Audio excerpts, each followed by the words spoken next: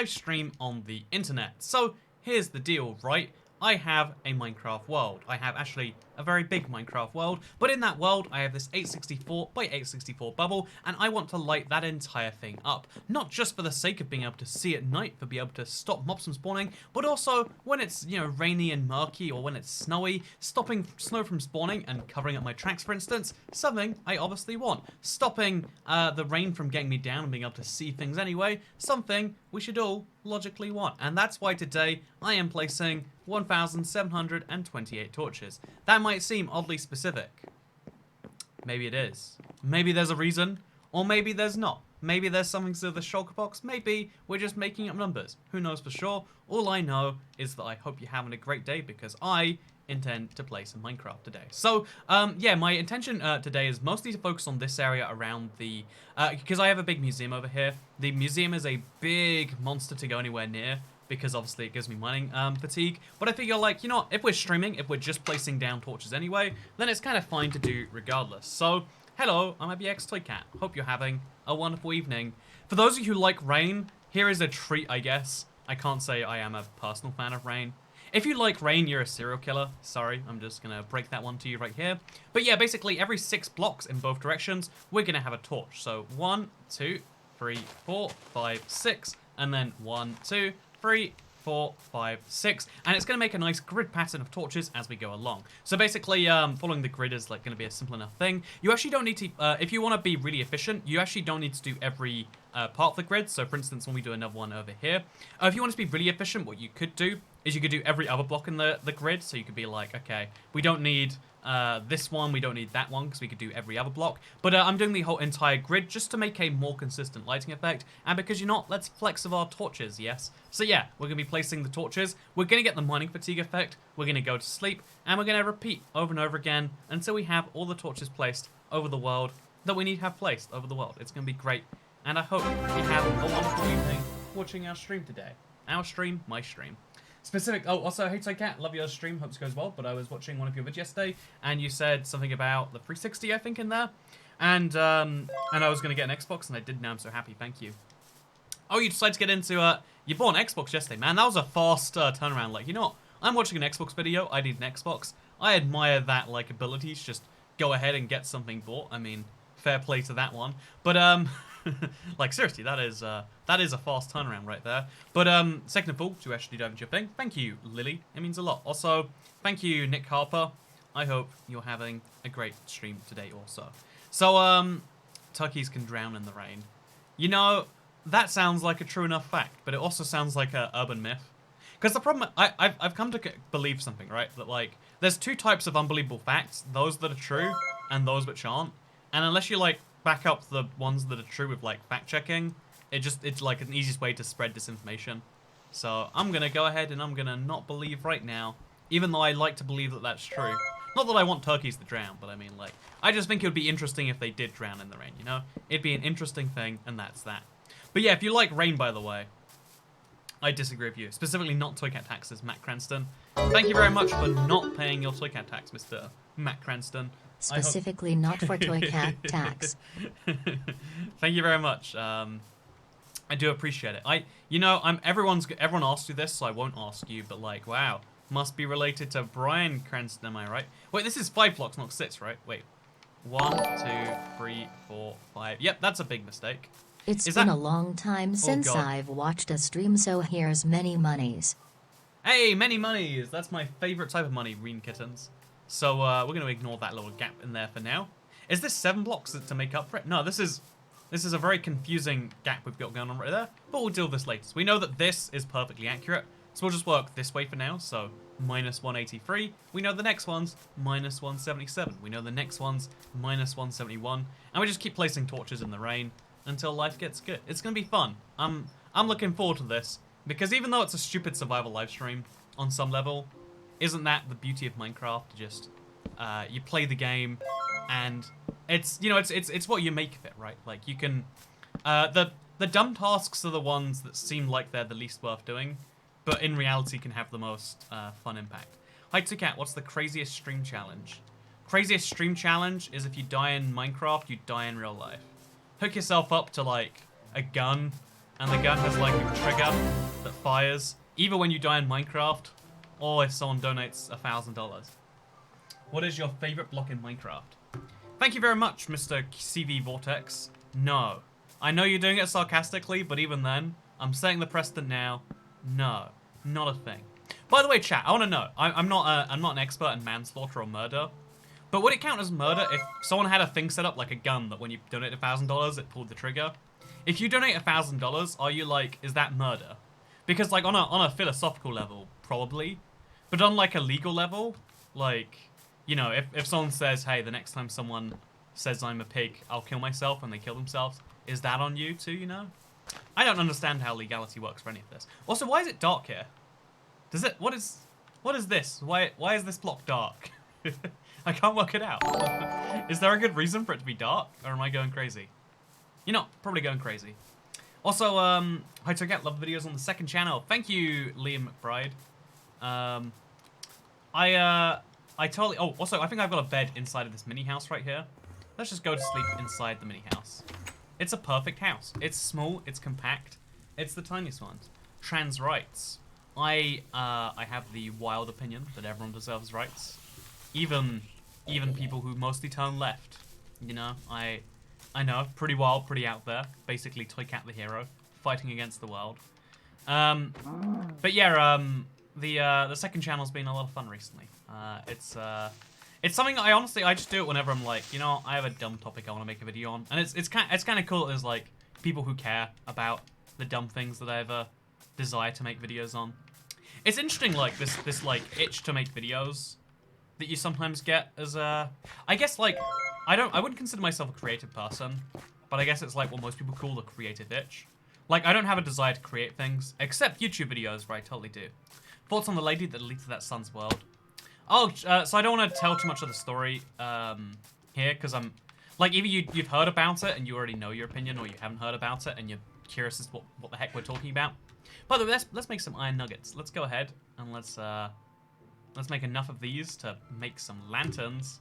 But yeah, just in case you don't know, there is this. I want to tell the story because it's one of the big controversies on the internet. Like, it's about should a parent be able to delete their son's like work or something? So there's this mother who posted onto Reddit being like, you know, my child's being you know, like, what was I unjustified for doing a thing? And basically, oh Jesus, that was scary. Basically, she posted, I'm gonna mine this coal actually. You know what? We need some coal and some experience in my elytra desperately. Let's get some at the same time. She posted on this thing saying like, hey, my son, during quarantine, he's been waking up at the wrong time every day. And I've tried, you know, I would wake him up, but I want him to learn how to set an alarm. So every day I tell him off for not doing it. And every form of like punishment she tried didn't seem to work. And what she eventually did was what she decided to do was like, okay, well, since my son is always playing Minecraft and not listening to me, I'm gonna delete his world he's been working on for a year. So she went in to his, she went onto his PC, went to his world save folder of Minecraft, and deleted the Minecraft save file. So basically, all of the work he'd done for the last year, it's like a 9-year-old, by the way. It might be 11, but it's one of the, it's like around the 10 age range. It's interesting because it sparks a debate about, right, like, everyone falls into two camps of like, well, it's a bit mean, but it's okay, versus, oh my god, like, what the heck is that parent? And basically, she only posted because she's like, my son hasn't stopped crying for the last 3 days, and I'm wondering, like, you know, was I justified? You know, like, what do I do about this? Because, you know, like, he really wasn't waking up. Like, I gave him all the warnings or whatever. So, chat, how do you feel about that one? How do you feel about that? I wanna hear your thoughts. Because my thoughts are like, this is the problem with parents, right? Like, that we have this societal setup where the parent has absolute power over their children, and it vaguely has some benefits, you could maybe argue. But as soon as something like that comes about, you're like, you know, maybe, you know, maybe it turns out not all parents actually know what they're talking about. Because, you know, like, there's this kind of societal assumption that, like, you know, parents probably want what's best for their child and to nurture them for development. But, like, when the parent values waking up on time versus, How do I make a torch? He deserved it, says Shuriken Jake. Also, how do I make a torch? Okay, you know what, chat?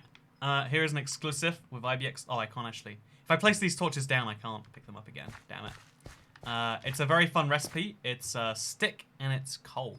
It's a very fun, crazy one.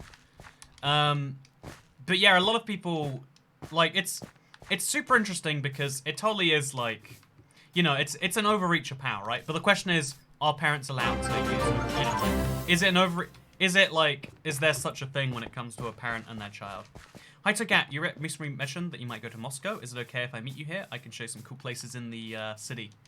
So, sadly, just to break it to you, that was for a joke about how Moscow was in thing. I probably, like, even though I think Moscow is one of the most advanced cities in the world, I think the next, like, Russian city on my list is definitely St. Petersburg.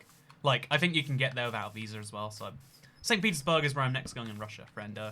I feel like the mother should have just taken the PC world, not deleted the world. Yeah, exactly. Like, it was a huge overstep to be like that's the logical sane thing. Like, okay, you remove your privileges from this for a certain amount of time. Deleting the world permanently, like, you know, I would even argue, like, if we had a convicted murderer, I'd be like, you know, let's not delete his Minecraft worlds. That's a bit for cruel and inhumane punishment, you know? But that's like my personal opinion, because I can't imagine the sadness.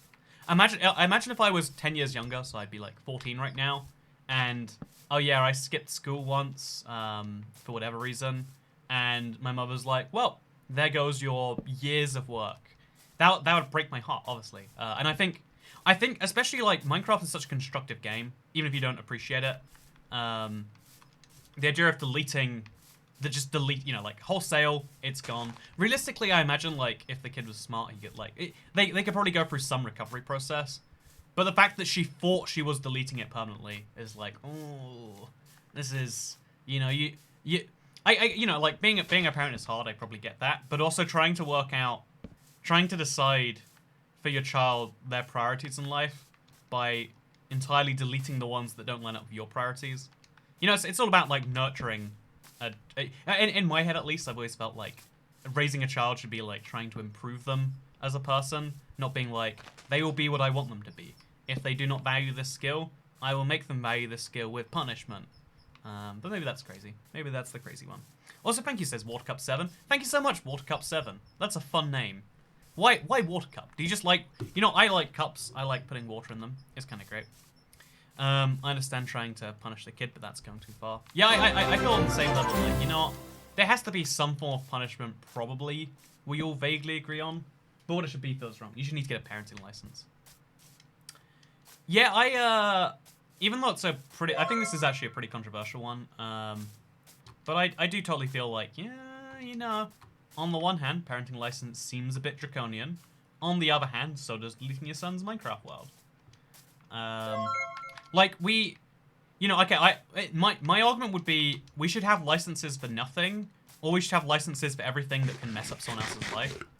And you can mess up a life way worse with a bad parenting than you can driving a car wrong, you know? Like, that's my official take on that one, I'd say. So let's walk this way, and then let's remove 6 blocks each time. So 177, nice and simple.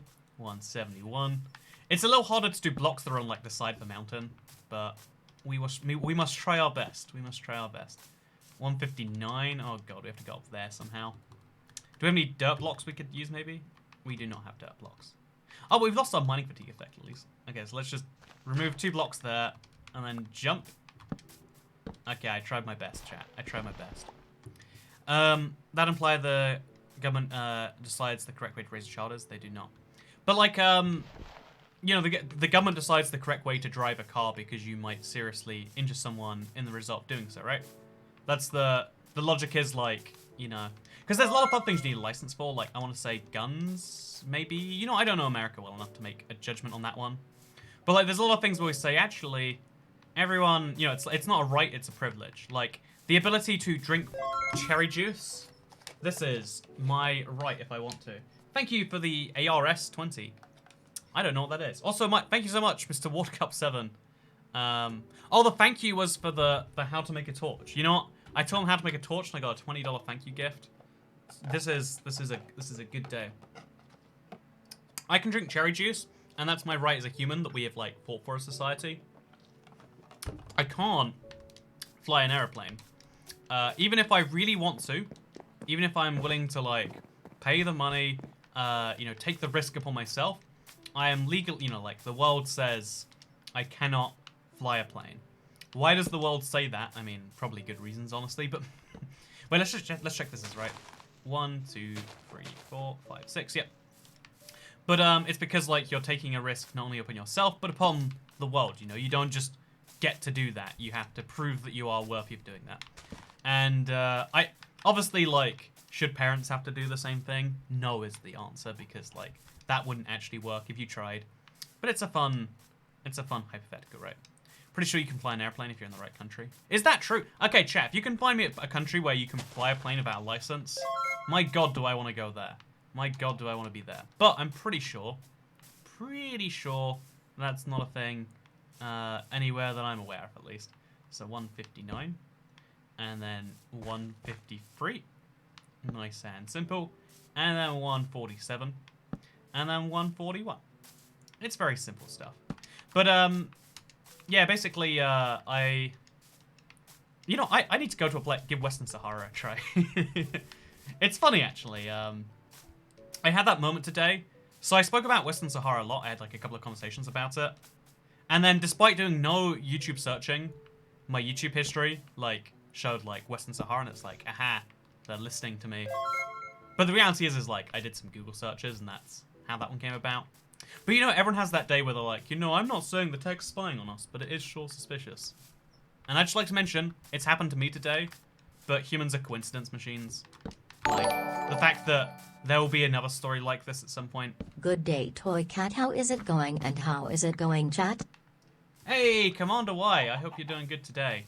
It is going very good, thank you for asking. Wait, 1, 2, 3, 4, 5, 6. Wait, is that 6 blocks apart?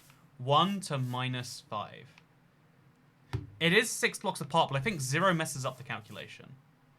1, 2, 3, 4, 5, 6. No, I'm an idiot.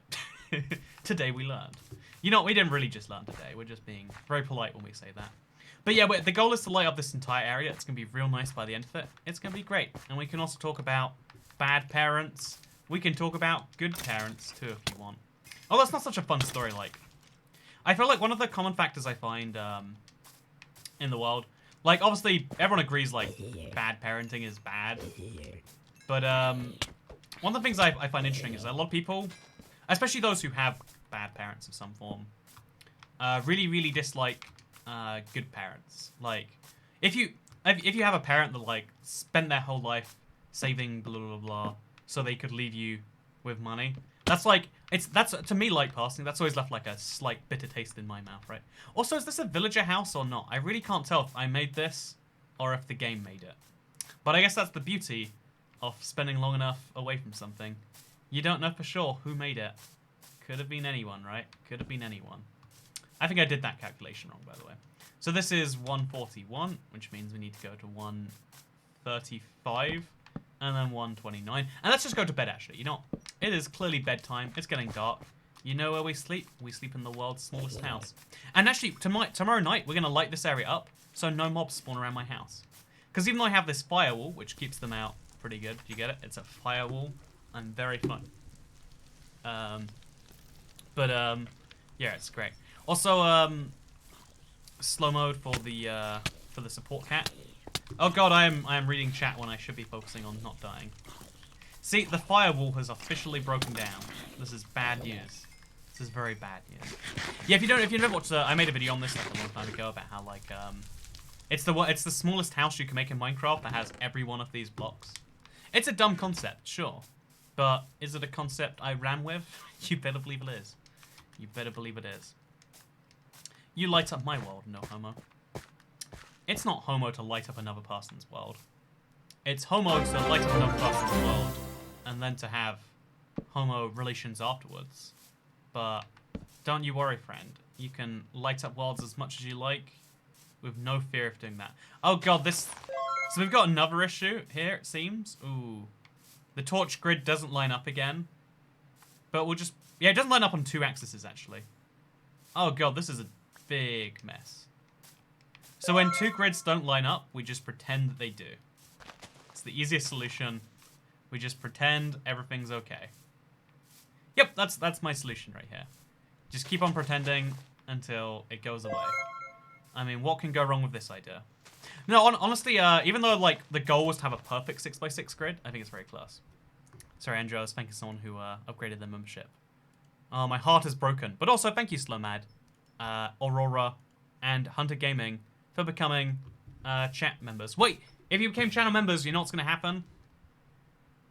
Do you know what's going to happen? Do you know what's going to happen? Oh, apparently not. Wait, am I connected to... Maybe something weird is happening. I wonder why I can't see the things. In the meantime, though, thank you very much, Salt Hand. Any idea when the Never update releases? We got scammed. There's no pig stuff. You know, I am very curious. Where is it? Okay, it's gonna happen. It's gonna happen. Also, society is imperfect. We can't change that. Thought. I think honestly, okay, this has always been my impression. Society is imperfect, and we can change it. We just can't change everything about it. We just have to be like, we just have to pick what we want to change about it.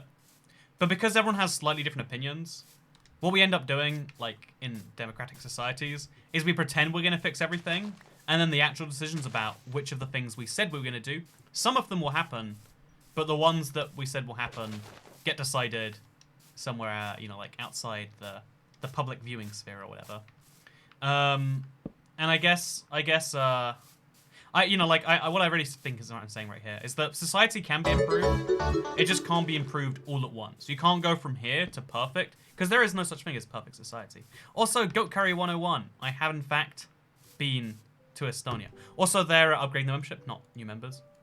No, so, Aurora is upgrading her membership, or their membership. I assume her, because just, I used to know an Aurora that was a girl online. You know what? Maybe it's the same person. It's definitely not. I used to know someone called Aurora. They were from the Netherlands, I want to say. It was a fun thing. We used to speak a lot. It was a very interesting time. But go to Estonia someday. I, for one, have actually been to Estonia. I really like Tallinn. I was only there for like a day, but if you want to watch on my second channel, I think I recorded my entire experience. Society makes you remember Darth Plagueis the Wise. Exactly. That's why society cannot be trusted, friends. That's why society cannot be trusted. But, Aurora is not a Dutch name. I think it was like an online name, clearly. They told me about Queen Beatrix. Beatrix? Yeah, I used to have a Dutch friend, online. Like, I think she was like a woman in her 30s, maybe 20s. You know, maybe I was being groomed or something. Again, if these ages were reversed, there'd be some serious concerns. But fortunately, they weren't reversed. And yeah, I had this like friend online, and she told me at one point like, oh yeah, I've always wanted to go to the UK, and I was like, but why? Question mark. And she's like, beans on toast, and I'm like, you know, I hate to break it to you, I hate to ruin your bubble here, but beans on toast actually works in any country. It's not like a magic firewall around the UK that prevents you from having unauthorized beans on toast. So 1, 2, 3, 4, 5. I guess we're gonna count that as the torch for there. And then the other side of that torch, which is like 3 blocks in. Okay, so this is block 1. This is 2. What is that holding there? So 1, 2, 3, 4, 5, 6. 1, 2, 3, 4, 5, 6. Oh, I Toy Cat, I have missed too many chats lately. Have a wonderful night, woman. Thank you so much, Jess Slimmer. It's good to see you. I'm glad you've been doing okay. You got it right with the they pronoun, actually. Hey, nailed it. 1, 2, 3, 4, 5. Man, this firehouse is going perfect. 1, 2, 3, 4, 5, 6. We nailed it all over the place. Except here, I think we're gonna have to place like 1, 2, 3, and then 4, and then like 6 is like there. Oh god, we messed that one up entirely. We'll fix that later. I'll definitely remember to fix that later. So I'm so bored. I'm happy I caught the stream, says Galaxy Jelly. See, the good news if you're feeling bored is... the good news if you were feeling bored before this is that you're already ready for what you're about to experience, because you know what we're doing for an extended amount of time? We are placing torches in a Minecraft world. You might think, surely only for a little bit, Toycat. How long can you really place torches for? But the answer is a very, very long time. I've got patience, and you better believe that's all you need to have a good time in 2020. Rip old Nevrac texture. Yeah, I always forget how much Nevrac has changed when I look at it now. Because modern day Nevrac is like almost a bearable to look at texture. What were you saying about bad parents? I feel like the problem with bad parents... Okay. So, in an ideal society... Like, again, this is a thing that I would love to fix, of all things. I find it's, like, one of the most important things we could fix. Like, if you... when your parents decide to have you, and how good of a parent, you know, combination they decide to be, that affects, like, so much about your life, and I wish that it didn't. Like, I feel like... Okay, we've got way too many torches now. I feel like if, one of the great injustices we don't fix in the world, like, would be cool to fix, is that the circumstances of your birth still aren't equal. 2, 3, 4, 5, 6. Like, it'd be cool if you could guarantee for everyone who was born... Okay, so now we go 1, 2, 3, 4, 5, 6. And we start placing along the same grid. It'd be cool if you could guarantee everyone was, like, born into the same circumstances, where it is down to their own merit. But the truth is, for the first, like, 5 years you're alive, you have no say in your own life, really. And for the next 5, you have the most minors of say, you know, and except unless you're this 9-year-old who had their Minecraft world deleted. And, like, you know, think about how much it's going to demotivate that child and, like, ruin, you know, like, they're going to think, why work on anything ever? Because it can just be deleted by a higher power, which is not really, I mean, like, it's a valuable lesson to learn at some point, maybe. But it's a brutal one to learn from your parents, from someone you trusted. They're going to have trust issues their whole life, you know, because of something that wasn't their fault, something their parents did to them. Because if you want to think about society as being a collection of individuals, then it's important that we, you know, like, that we make sure that everyone can function as an individual. And that is something that I feel like we can't effectively guarantee right now. I know, this is all, like, ramblings. It's something I think about a lot, like, the idea that the world is filled with things. But anyway, let's finish talking about my friend from the Netherlands, shall we? Because, again, you know, funny thing is, it was, like, literally, we spoke in, like, a chat room, which is so weird, because when I was, like, growing up, in fact, chat, have you gone through this too? Like, the internet would always be focused on, like, evil chat rooms or whatever. It's like, who actually talks in... What is a chat room and how these people talk in these things? But I used to speak in one because it was, like, a business-related thing when I was, like, 13 or 12 or something like that. Because I used to, you know, like, do business, and it was, like, an easy way to, like, network or whatever. Don't ask why I was doing effectively networking as a whatever-year-old. We don't ask these questions, okay? So, it doesn't make any... The answers are less satisfying than the things, okay? So we go to 89 for this one. There's already one at 89, which is really perfect. And then we just place one above at 89 as well, just to be sure. And then at 83, we have another one. And then at 77, we have another one. And then at 71... Oh, damn it. You know, we can place some dirt. Okay, grass. Either one works. Business at 13. Yeah, I ran my own website when I was a 13-year-old. It sounds like a weird flex if I say it like that, so I'm not going to address this anymore. Let's pretend that I'm just being a quirky 14-year-old who just makes up stories. But no, yeah, I used to, like, again, so this actually ties into the parenting thing, like, so I really, really liked money. I don't know if I'm alone in that, but I feel like money's cool as heck. Like, I really do. Like, the fact that you can just get pretty much any need fulfilled using money is cool. You know, people say money doesn't buy happiness, and that is definitely true. But money can make, you know, like, a lot of different types of sadness go away. And, like, when I was, like, super young, I had, like, pocket money for, like, 3 weeks in a row. And then after that, it was like, oh, I won't give you pocket money, I'll just help you buy things when you need them. It's like, well, but the whole point of money is the freedom to buy the things that I want to buy. And it's like, no, I'll only let you buy things I'll only let you buy the things that I think is a good idea. And I was like, well, that's not really the point of money, is it?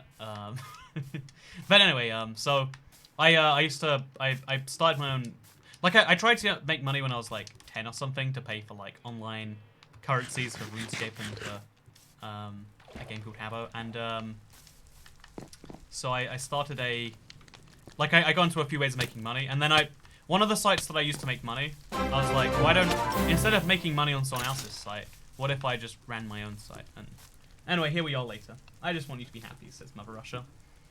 Thank you, Mother Russia. See, tell me if you think I'm wrong, Mother Russia, because you do live in Moscow. Maybe things are different there. What is Obama's last name? Go through that sort of thing. Obama's last name is definitely Barack. First name Obama, second name Barack. Try and tell me I'm wrong, internet. Try and tell me I'm wrong. What's your astrological sign? I'm gonna be honest with you. I don't know. Unless wait, that'd be Cancer, right? Obama's last name is Obama. Obama's last name is Care, says James is a giant peach. Ooh, a little political in your things here. Very spicy indeed. So let's line this up with this and with that torch.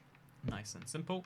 Do the same over here. And we're going to slowly see this like beautiful effect where the world gets more and more lit up. It's going to be nice, I think. Obama Mama. It's your mum a kiss. No, it's Obama. You know what? His last name is... Oh, wait. Is this a meme that I don't know about? As a mom, I think it was harsh and she didn't really understand what she did. I don't think most parents take the time and effort to understand their child's interests. Woman shrugging. Yeah, I'm glad you heard the same story too. Because again, I obviously have never been a mother. Wait, actually, chat, if you don't know, I haven't been a mother. I grew up with a single mother, actually. Or like, yeah, like a single asterisk mother. And I definitely feel like, one, isn't it interesting that like, you know, like I guess like I kind of realized off the fact that like, you know, doing two persons job by yourself is always gonna be harder. Kind of goes back into that whole like parenting inequality thing where like you can have objectively better and objectively worse parents that can set you up so much worse or better for the world. You know, it's a whole thing, but you know, like one of the craziest things is like just having a higher expectation for your child is one of the biggest like one of the biggest reasons that like, you know, someone who is from a well-off family tends to get good results is not because like they tend to be this or that. It's just like being expected to do better and etc etc. It's one of those interesting little factors. But when it comes to the interest thing, is really interesting to me that like if you don't like, it's often seen as like people don't have the time to like do things with their kids, and there's no real refuting that, right? Like how do you stump that argument anymore? Like, oh yeah, no, they should make time. It's like, well, I mean, technically speaking, a child's interests are like low on their list. It's crazy to me how some kids got an allowance. I was too poor, lol, says Play Gold. Yeah, right, I was in the same boat. Like, wait, you just get money? There's definitely a lot of like weird realizations I've had. Because you know that's why I think one of the cool things about school, even though school is awful in so many ways, is that it introduces you to like see what people are actually like who are different to you. Because I could, you know, like if I just only saw my family and the people I was in immediate contact with, it'd be like, huh, okay, well, it's kind of interesting, but that's kind of that. But when you realize how different you are from the normal on certain things, it helps you realize, like, one, you know, like, either you can change and be more like the normal, or you can not. I mean, it doesn't really matter hugely either way. But it's a fascinating little thing regardless. Literally I could never. My mum told me to get a job at 12. Oh, do you know, I actually had the opposite thing. My mum told me specifically I couldn't get a job. Like, I didn't have allowance and I didn't have a job because she's like, well, you know, you should be focusing on school or whatever. It's like, but you don't earn money at school. That's the big issue. That's the key problem with it, honestly. So over here we have a torch. We're gonna remove this one, and instead have a torch over here. It's super dark in here, by the way, right? And we all agreed on that one. Like super dark. I wonder why. I mean I know why, but like it looks way darker than it should be given. Like it's direct. Oh, it's the Death Star. It's the Death Star. Totally makes sense. I went to the high school all the rich kids go to, and I did not fit in, lol. Yeah, I feel like, okay, this is weird to say. That is actually one of the very few benefits of school, is like, not fitting in is a good thing to have at some point in life. As dumb as that is to say, I feel like not fitting in, like, it's one of those things that may realize, like, okay, this is more what the normal is like. This is what people expect from a certain person. And the normal sucks in so many ways. But at least when you know what the normal is, you can know what an expectation is, you know, from you or from anyone or whatever else. Toy Cat is a posh Southern Brit. It's funny, just because I have an accent. Like, honestly, I'm so convinced so much of my YouTube career is built on the fact that, like, British, like, especially this type of, like, I've got a received pronunciation accent because my grandmother moved here from Sri Lanka, and she like, instilled it into her kids, like, talk good English, you know, like, she spoke perfect, like, you know, like, the really good posh accent, you could call it. She was never British or anything like that. Very much the opposite. But, you know, like, that was, like, a thing she instilled in. And, like, I feel like, again, it's if you just seem fancy, people will be like, well, you can't be too bad. And that's nice, right? I like that people don't think I'm too bad sometimes. Some people even like me. So, you had the perfect good opportunity 2 days ago to just finish the Death Star. I don't want to finish it anymore. It's only gonna get bad. Also, no religion, no politics, no Star Wars means we cannot talk about it. Ooh, what's that? Found a loophole in my own. Oh yeah, I guess it's a loophole. Maybe not. I'm a quarter Welsh, says Ezra Morgan. That's nice. You're Sri Lankan. I am in fact a quarter Asian. I love it. No one believes it, and like that's fine. You don't have to believe anything, you know. People on the internet lie all the time, so that's fine. But yeah, my grandmother like is a first-gen immigrant from Sri Lanka. And she moved just after World War II, I want to say. Because, you know, there was this huge, like, immigration wave to the UK after World War II, because we just had a lot of missing people. Who knows where they went, but a lot of people of fighting age just suspiciously went missing between 1939 and 1945. Almost as if they died. Almost, you could say. You could say that. And as a result, like, a lot of people had to be replaced, effectively. And that was one of the solutions. So we need to place a torch right here. We've got a missing block. And now it's good. So, why did you start building a Death Star? It was going to be a mob grind. No, wait, I started building it just for fun. Then I thought I could use it as a mob grinder. Then I placed this beacon here. Is there a beacon there down there still? Oh, there is a beacon there down there. I should really cover this up. I'm going to fall down there at some point. It's going to be brutal. In fact, let's just torch the area around it now. Let's just be extra careful about this. So, this is at 59. Let's go up to 53. Place the torch there. 47. Place the torch there. Make sure we place one on the other sides as well. Gonna be extra careful while I'm here. Just make sure we don't die. 47 and 107. Sure. But, yeah, basically, what is the 11 torches away from greatness? Wait, let me work it out. So the number of torches we have is 2,000 and what is it actually? 1,728. So 1,739. You know, I think you did your maths wrong, Fend. I think you were going for a... Hey, just say it's supposed to be the unfinished second Death Star from the way... Just say it's supposed to be the unfinished second Death Star from that way you can say it's finished. You know what, Jennifer Jump? I like that logic a lot. That is the new official story.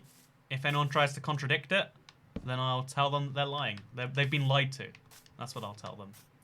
It's the unfinished second Death Star that probably happened in one of the movies. Trust me, I watched a Star Wars once. Actually, I did watch the new Disney ones. But again, we don't talk about Star Wars on this stream. We all know what happens when we talk about Star Wars. It's not a pleasant result. It's not a pleasant result.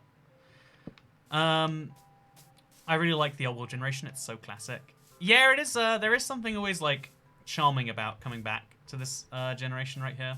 I'm just like, yep, everything's... Back when things were simple. Back when... the number of biomes was like, you know, just a handful. You know, everyone recognizes a mountain like this. Everyone recognizes, you know, a nice little ocean. By the way, at one point, this was legitimately an ocean biome. This was an ocean. It's hilarious to think about now, but like when you had a world this small, of course an ocean had to be this size. But like, look, that is ocean terrain. Obviously, that's not how it works anymore. There's even clay at the bottom of the ocean that I still haven't mined, which is kind of wacky. Whatever. It's just a minor interesting thing of note. But Electric, you have night vision, says Minik. If you think about it, I do call myself IBX Toy Cat, do I not? And what can cats see very well in? Supposedly the dark. I don't know if that's true. It's one of those things I've always wanted to Google, but, you know, I don't care enough to, like, Google too hard. It's like, you know, I'll find out about it when I find out about it. So this is minus 23. We go to minus 17. And we start placing along the grid here, too. Again, which, oh, you can see when the frame rate drops that the maps have started to load in. And that's when we want to know, that's when we know, like, okay, don't look behind me. Don't look behind me. If I look behind me, the frame rate drops. Too many maps is definitely a thing. The cool news is, so the Xbox Series X is coming out, like tomorrow, right? No, the Xbox Series X is basically, like, announced tomorrow. Love your streams and vids. Keep up the good work, says Hunter Gaming 798. Thank you, Hunter Gaming. I appreciate the support. You keep up the good work, too. And, see, isn't it cool? Hunter Gaming, right? You just gave me $5. You know, YouTube takes their 30%. And admittedly, there's, like, taxation after that to pay for the world as it exists right now. But after those two things, it's like, oh, yeah, I now have, you know, let's call it like a couple dollars, $2.50, $3, something like that. It's actually less because my tax rate is very high. But basically, like, you have given me the ability to buy whatever I want. Do I want more cherry juice? I can decide, Mr. Hunter, to use your $5 to, or again, whatever number of dollars actually end up in my hands, towards that. It's misaligned. Wait till you see the two grids that aren't aligned with each other, friend. But you know, like, cherry juice makes me feel good on the inside. You know what else might make me feel good? Could buy a flight to somewhere in Europe. It'd be a very cheap flight, but that's a thing that exists right now. Actually, not. I've been wanting to talk about, like, travel for a while. I guess I'll avoid it a little longer. But yeah, you know what? Let's avoid it for now. We'll dive into that at some future point when there is more logic to do so. Yay, my first live stream. I love you, man. Stay cool. You know, I will stay as hydrated as I humanly can, because that's what cool means, right? That's what cool means. By the way, cherry. I have some cherry juice here today. It's called Cherry Good. Has anyone ever seen cherry juice? Wait, super fruity cherry juice drink. Sweet, a touch tart, and a lot delicious. Let me confirm to you, by the way, it's the taste of the good life. Cherry juice is not very good. Cherry juice is not very tasty at all. But, you know, if you want to be happy, don't buy cherry juice, is what I'm trying to say right here. You might think it brings some happiness to your world. But, you know, you're drinking sugar and a vague taste of named very block. Thank you, Watercup7. I name every block, maybe, is what they're going for. You know, they gave $20 to Wild Countercraft a torch, and now $5. Like, you know, I want to hear you list every Minecraft. Do it. Hi, lobby videos, and I'm on model, and can you do it? Wait, I'm on model. Don't understand it. I'm not gonna pretend to. Also, thank you to Random J, and also Amanda Ree. Orange juice is clearly better than well, it's just better than cherry juice. Yeah, I definitely think orange juice. It's solid. Helps you avoid scurvy. I mean, that's something we can't underplay given the current situation. But also, it's weird. We've got a grid here, but there's still that, like, darkness because it's like a hill. So just as a nice little additional thing, we'll have a little torch under there just to help light up the darkness a tiny bit more. It just seems important. But yeah, I really think cherry juice is like this weird. That honestly, this goes back to something I've said. Like, it's one of those messages that, like, is true, but, like, no one really benefits from saying. But we live better now, like, an average person now, even a poor person now, lives so much better than X number of years ago, because we think wealth can buy so many things. Cherry juice taxes, Ryan Kovacs. Hey, thank you, Ryan Kovacs, for the cherry juice tax. The truth is like, no matter how many people give me $5 to buy cherry juice, I can't buy more cherry juice to satiate my needs. Like, a carton is only like £1.50 or something. And, like, you know, and even then, it's not as good as orange juice. We can pretend it is. I can drink this because I bought it. You should stream yourself playing multiplayer so we can join you and play with you. Love your videos, says Elisa Stubblefield.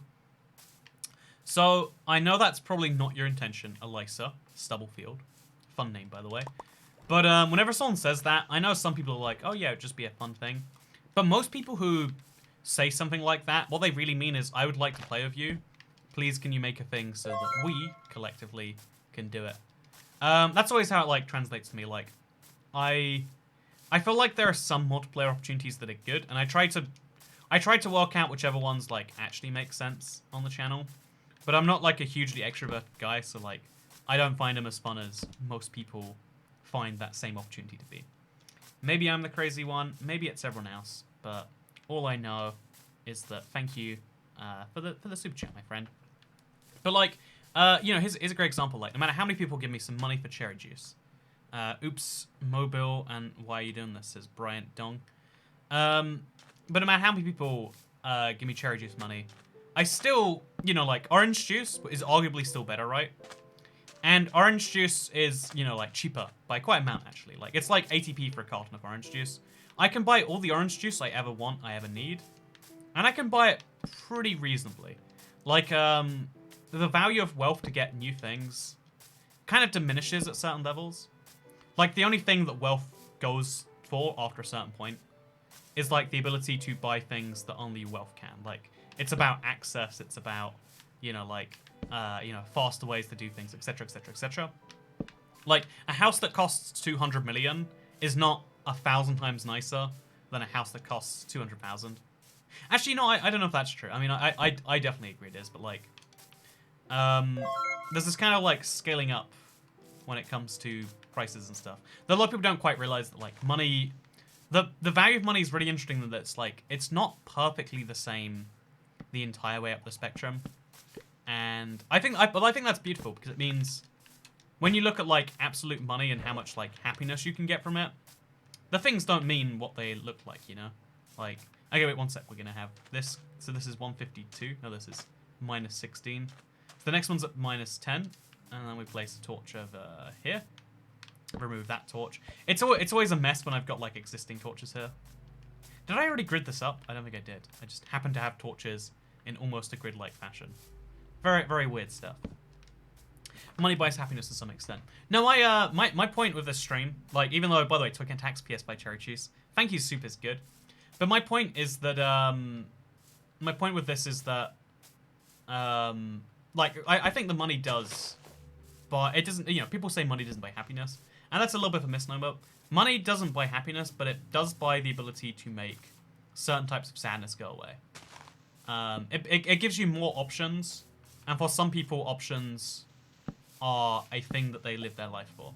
But if you just want to live, if all I need in life is to play Minecraft and drink orange juice, if those are literally the only two things I derive any happiness from, if I don't need human connection, if I don't need... Wait, is this 6 blocks apart? It can't be. 1, 2, 3, 4, 5, 6. You know, there is a bigger gap here. Oh yeah, this is placed 1 block off. Well, that messes up everything else, so let's just place 2 torches everywhere else. And we'll just pretend this didn't happen. We'll just pretend it didn't happen. So yeah, this should be... This actually goes to this. Yeah, 17 to 11. So we'll have the rest of the grid based on that. So 163, 169. Haha, nice. Am I right? But yeah, there's this funny thing where, like, money doesn't directly correlate into you know, if all I want is to play Minecraft and drink orange juice, if I literally derive nothing from human interactions, I'm still going to I'm going to end up being able to live that life, and extra money isn't going to help me. But there is a decent proportion of people, one of the things that they do derive value from, I don't know if I'm judgy about this, a part of me is, and a part of me is like, whatever. People can be people. But one of the things that some people do derive pleasure from is being better than other people. I don't think I can personally understand it too much, but, like, there's a certain element in people that are like, you know what, it's not enough to be good at something. Others must be doing bad at that thing. And my question is like, is that, like, a bad philosophy to have? Or is that, like, a naturally human philosophy to have? Because obviously, like, it's a little bit of both, right? But what do you see it as, chat? Do Do you see the idea of like not just wanting to do well for yourself, but wanting to beat the competition in a way, you know? Like, because, you know, there's two ways to measure any form of success. There's two ways to measure any form of happiness. Any form of anything that is good, you can measure in a vacuum or you can measure against other people. You know how, like, in at least in the UK, this has happened. Grades have consistently gone up over time. Surely there are some years where there are some exceptions to this, but it's very interesting to me. I think it's survival instinct. You know, what? But why is survival instinct to do better than other humans? Like, I understand, like, in a hummingbird species where they can't communicate, whatever. Like, sure, yeah, the only way you can know if you're doing well is in relation to the other hummingbirds or whatever. But like, we're humans, you know, like we can. Why do you need like doing better off than your neighbor doesn't technically help you out at all, but yet it's something that a lot of people do strive for, like to not just do well, but to do better than insert thing here. I think having the drive to do better is good, but not to the point if you're only feeling pleasure from doing better than others, which is what makes you want to do even better. This is a dumb thing I've seen in a while, and I'm living in the US in quarantine. Hey, Mason Biles. Sitting here with purple eyebrows. You know, there's two ways of looking at that one, Alcazol. Either I'm doing objectively better and that my eyebrows are a normal color, or you're doing objectively better than me because your eyebrows are different. The thing is, we can actually both see it our way, and that's like the ideal outcome. You want a world where everyone feels like they're doing... Yeah, anyone who wants to feel better feels like they are in some way, and people can feel better than them. Having like some absolute way to measure value, which I wouldn't say money is, but it's the closest thing we've ever really had as a society to like one thing. Because if you try to measure like attractiveness, you can't actually do it, right? Like, who is more attractive, X or Y? Well, X has this thing, Y has this thing. It's inconclusive. But you can objectively say, hey, thank you, Pygol, for the £5 super chat. You can objectively say that Bill Gates has more money than me. There is no question. Even if you count like, okay, no illiquid like stocks in Microsoft and property and stuff, it's like, well, when he goes to his ATM, he can pull out more money than I can pull out of mine. I assume, actually. I've always wanted to know how much billionaires like keep in liquid cash, because it's probably not such a high amount beyond like paying their taxes. Hey yo, where the cream cheese, says Rough Time Roach. I'm not sure I understand what the cream cheese is, and a part of me thinks I don't want to know. But where is the cream cheese? That's what Bill Gates wants you to think. Bill Gates, I heard something that because he has like an assistant that carries around all the stuff, he literally doesn't carry any cash. I've heard that, but you know, I've also heard that the Earth is flat, and I don't believe one of those two things. You have a better Minecraft world than Bill Gates, says Mustang GTR 35. You know what, chat? I want you to know, do you think my Minecraft world is better than Bill Gates? You can be honest with me here. You can be honest with me here. Cream cheese goes on bagels. I do like cream cheese on bagels. I also like salmon and cream cheese is like a really nice sandwich combination. Wait, if you live in the UK, Tesco does like, it's £3, it's expensive. But they do these salmon and cream cheese sandwiches that like, I would die for. I mean, I wouldn't die for them, literally. But I would pay £3 for them, and I sometimes do. That is the extent of my love for Tesco cream cheese and salmon sandwiches. I like your world. I'm going to copy your Spawn platform. Yeah, it's funny that I made a Spawn platform, right? And then never invite people to this world. And probably never will still. Like, I like to imagine there's a time where like, oh yeah, I'll invite someone for this or that. And it's like, no, it's not the purpose of this world. The purpose of this world is not to have friends and to frolic around in survival. No, no, no. That is not the point at all. How can you handle reading this crazy chat toy cat, says Hugo Peterson? Honestly, I just kind of like scan it every now and then, and I try to find the ones like the toxic comments and like not read them. Every now and then one really sticks with me, and I try to like my best to like not show that or whatever. I don't know. It's kind of interesting. Like I'm reading it and I'm like trying not to mentally react until I read it. Like salmon cream cheese actually sounds good. Says sentience is an illusion. Man, sentience is an illusion. It's a very deep name for someone who's just trying to tell me that cream cheese and salmon is a good combo. And I agree with your point. In fact, it's my point that you're making. That's probably why I agree with it. But yeah, I don't agree with sentience being an illusion though. Or maybe I did. You're a goldfish. I agree with that one, Bear Man. I agree with that one. See, that's mean, right? That hurts my feelings. Probably. I'm not too sure. Showing us your world in the Will Smith texture pack, says Rachel Brown. See, the Will Smith texture pack is reserved for special occasions, Rachel Brown. You can't just bust it out every day, or it doesn't become special anymore. Okay, we placed all the torches here. I think this area needs to be torched up as well. Let's bring it back in. Oh, actually not. This is nice, no? I actually want to fly back over to here. Yeah, let's just fly over there. Should be nice and fun. And I want to. This little mountain right here is where I want to focus on, because it's important that we do. So we're going to do precisely that. Why are you lighting up the world? Why does anyone do anything, friend? Every time someone asks why am I doing a project, I wanted to light up my house, and I didn't know if you required 1 torch or 1 million. Bill Gates is a two-faced pony soldier. Thank you, Killer Crab Show. Also, my favorite color is a question. This is one of those like questions I do not answer at Alyssa Stubfield. But for you, I'll make up an answer and say orange. Could be my favorite color. Could be. It isn't, but it could be. No, the favorite color question is one we have a long history of on this channel. It's like one of those questions you ask people, but I genuinely don't think anyone cares about the answer to. Like, I feel like a really good question is one where you come out the other end being like, huh, I do wonder actually. You know, what is XXX, you know, person's favorite YYY? But, when it comes to, okay, so where's this? This is over here. When it comes to favorite colors, it's like, you know, there is no one in the world whose favorite color I care any amount about. Like a favorite, but I think that's probably like, you know, like I guess I don't value that part of the human experience too much. Every sandwich is possible here.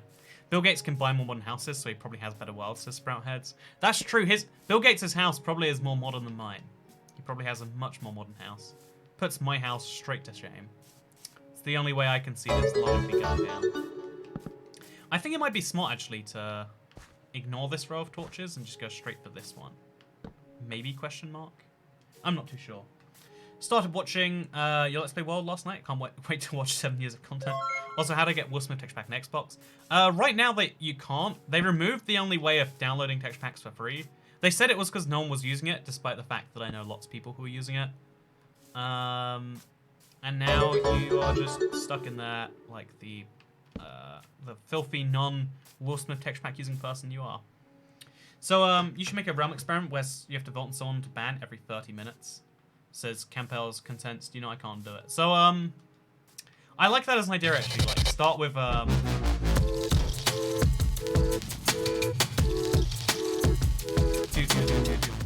That's actually a movie.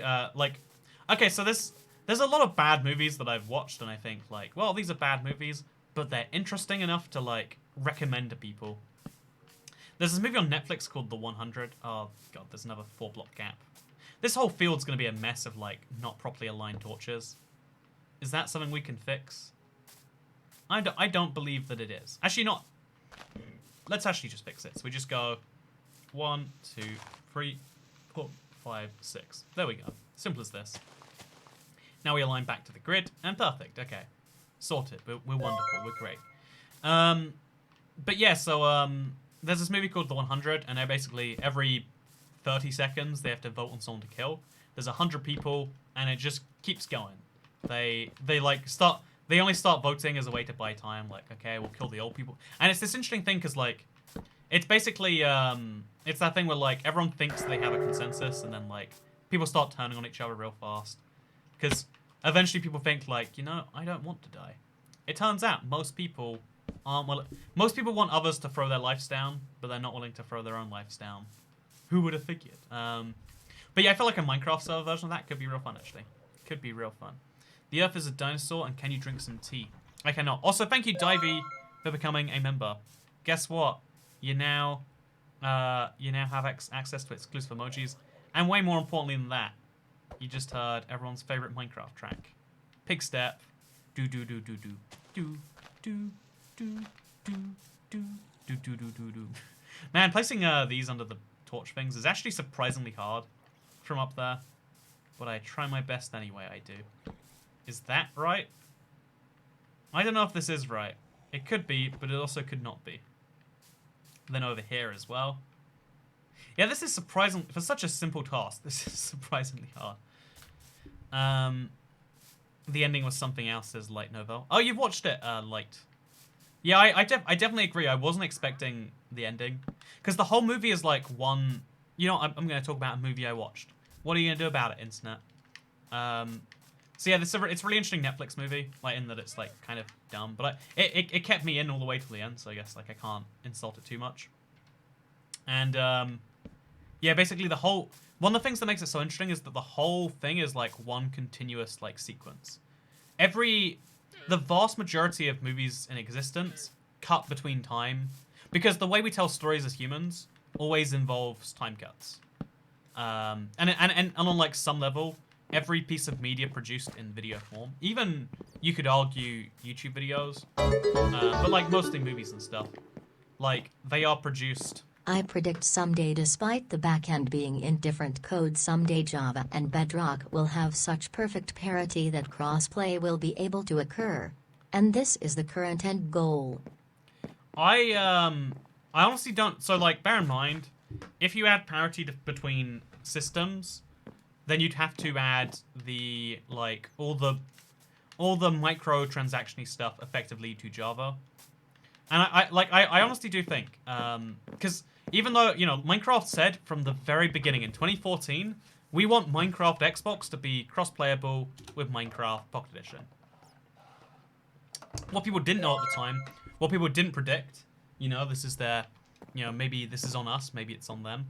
But what people didn't predict at the time was that meant that Minecraft Xbox would become Minecraft Pocket Edition. But 1, 2, 3, 4, 5, 6. But the truth is that like they broadcasted that plan very early on. Whereas when it comes to Minecraft Bedrock and Minecraft Java, it really kind of it comes down to like there's Minecraft Classic and there's Minecraft there's Minecraft the new one.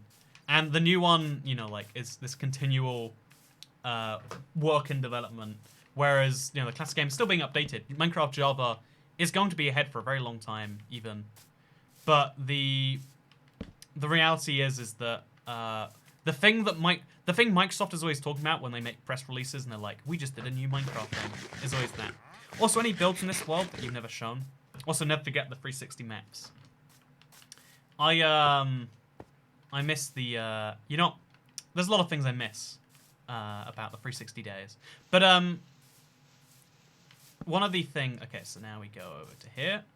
We'll confirm that actually is halfway in between as we fill in the gaps here. But if you're curious, is there any build on this world that I never show off in a video? Oh god, is this incorrect? Oh, this is just a random torture. I lined up the wrong things. You know, it's funny just how many random torches I have in the world and how much they mess up these grids sometimes. But yeah, I have one thing. It's called the Lost Woods. It's really dumb. It was like a homage to the Legends of Zelda, because obviously they always have a Lost Woods in their games. I wouldn't say it looks particularly great under any definition of the word, but it is something I never show off in a video. I just started rewatching the Let's Play and OMG. Oh yeah, it's so many years back. I really don't even recommend Wet 21. Like, you know, watch the Let's Play if you want, but like, it's at your own peril, you know? It's at your own peril. You don't usually show off your railway systems. Yeah, as soon as Elytras and Blue Ice Boats came to the game, all of my railway systems are effectively defunct. What I'm considering doing for my next Let's Play is maybe working one of them again, just for like old time's sake, like finishing it. But as far as like I have this, okay, look at this right here. I have this big old railway system. I put in all the effort to get this much lapis and this much light blue wool. Although I did it really weirdly. I put in all this effort and I made a minecart elevator even. Although the bottom minecart seems to have fallen out. But it's just not the most efficient way around a Minecraft world anymore. It's just not the most efficient thing. Is there a legit reason why someone would play Bedrock over Java since love play games? Yeah, there's a lot of them. Like I don't know, like I don't know if that's a serious question or what that is. But 1, 2, 3, 4, 5. Wait, does that mean this is off to? Oh, you're not. There's a lot of mistakes clearly going on here, but this is close enough to being accurate. What would you recommend apart from start from if you watch the Let's Play if one doesn't start from the beginning, says Imja. Man, that's a really messy comment. Like, I'll reword it. Is there a place to start if you don't recommend starting from the beginning? I guess what I would say is, like... I guess I'd say if you want to start somewhere and you don't want to start at the beginning, the best place, the easiest place, I'm not sure which of those two things it necessarily is. But I'd say probably the best beginning that isn't the beginning is maybe when I switch the world over to Bedrock from the Xbox One edition. Or when I switch over from 360 to 1. There's like 3 phases of this world. This world starts as a 360 thing, then moved to Xbox One, then etc. Livestream where you go back and watch your first Xbox 360 Let's Play series. Oh man, that first Let's Play is even worse, right? I swear needlessly in ways that are genuinely offensive now, right? Like people genuinely, like, you know, they haven't aged well, and it's not even like fun swears. It's just like it's needless, you know. Like I don't think the swearing is bad. I feel like when you say swearing's bad, you empower swearing, which defeats. If you really didn't like it, you would say, oh yeah, I don't mind swearing. Do whatever you want, friends. Like, I think the idea of swearing being bad or whatever is dumb. But it's like just swearing that doesn't add to the video. It's just like a bunch of it all the time everywhere. Like it doesn't even like add any power to what I'm saying. It's just offhanded too. It's a very weird world. The world of Toycat's first Let's Play is what I'm trying to say right here. And yeah, I want to get back over there. So what we're gonna do is we're gonna follow these torches back along, and it'll be nice. So every time we see a torch over there, we place a corresponding torch over here. And oh god, that torch is 1 block out of place, but that's fine. Are we in the correct coordinates actually? I should really keep note of what that is. Okay, minus 229. So minus 229. Minus 229. Nice and simple, nice and easy. So okay, how long do you think lighting everything up is going to take? It's definitely going to take hours and hours and hours, right? But I like live streaming. I like having a fun time. You know, I feel like Minecraft's a fun game. I have this very controversial opinion where I actually enjoy Minecraft, unlike many other Minecraft. Unlike many other people who make videos that are just like, well, it's a way to make some moolah. I think Minecraft's a cool game. I could enjoy lighting up torches for a long time. Maybe that makes me the crazy one though. The idea that I could enjoy lighting torches for such a long time.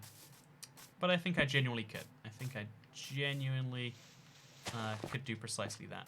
So 121, and then like 116? I guess 115. Yep, just over there. Lined up with this torch. And now we place perfectly in the middle of these, so at 229 and 217. You know what's in between those? 225. And now we go back through and we place these in a bunch of places. Did you have a good day today? I hope so, says Marussia. Yeah, actually, I'd say I did. I spent the whole day, you know, actually, last night I was up with this, like, idea. I was like, I need to make a video game under these like, I just couldn't stop thinking about a game I wanted to make. But, like, I've said this before, like, I've tried making games so many times in my life, because it's like, it used to be my passion.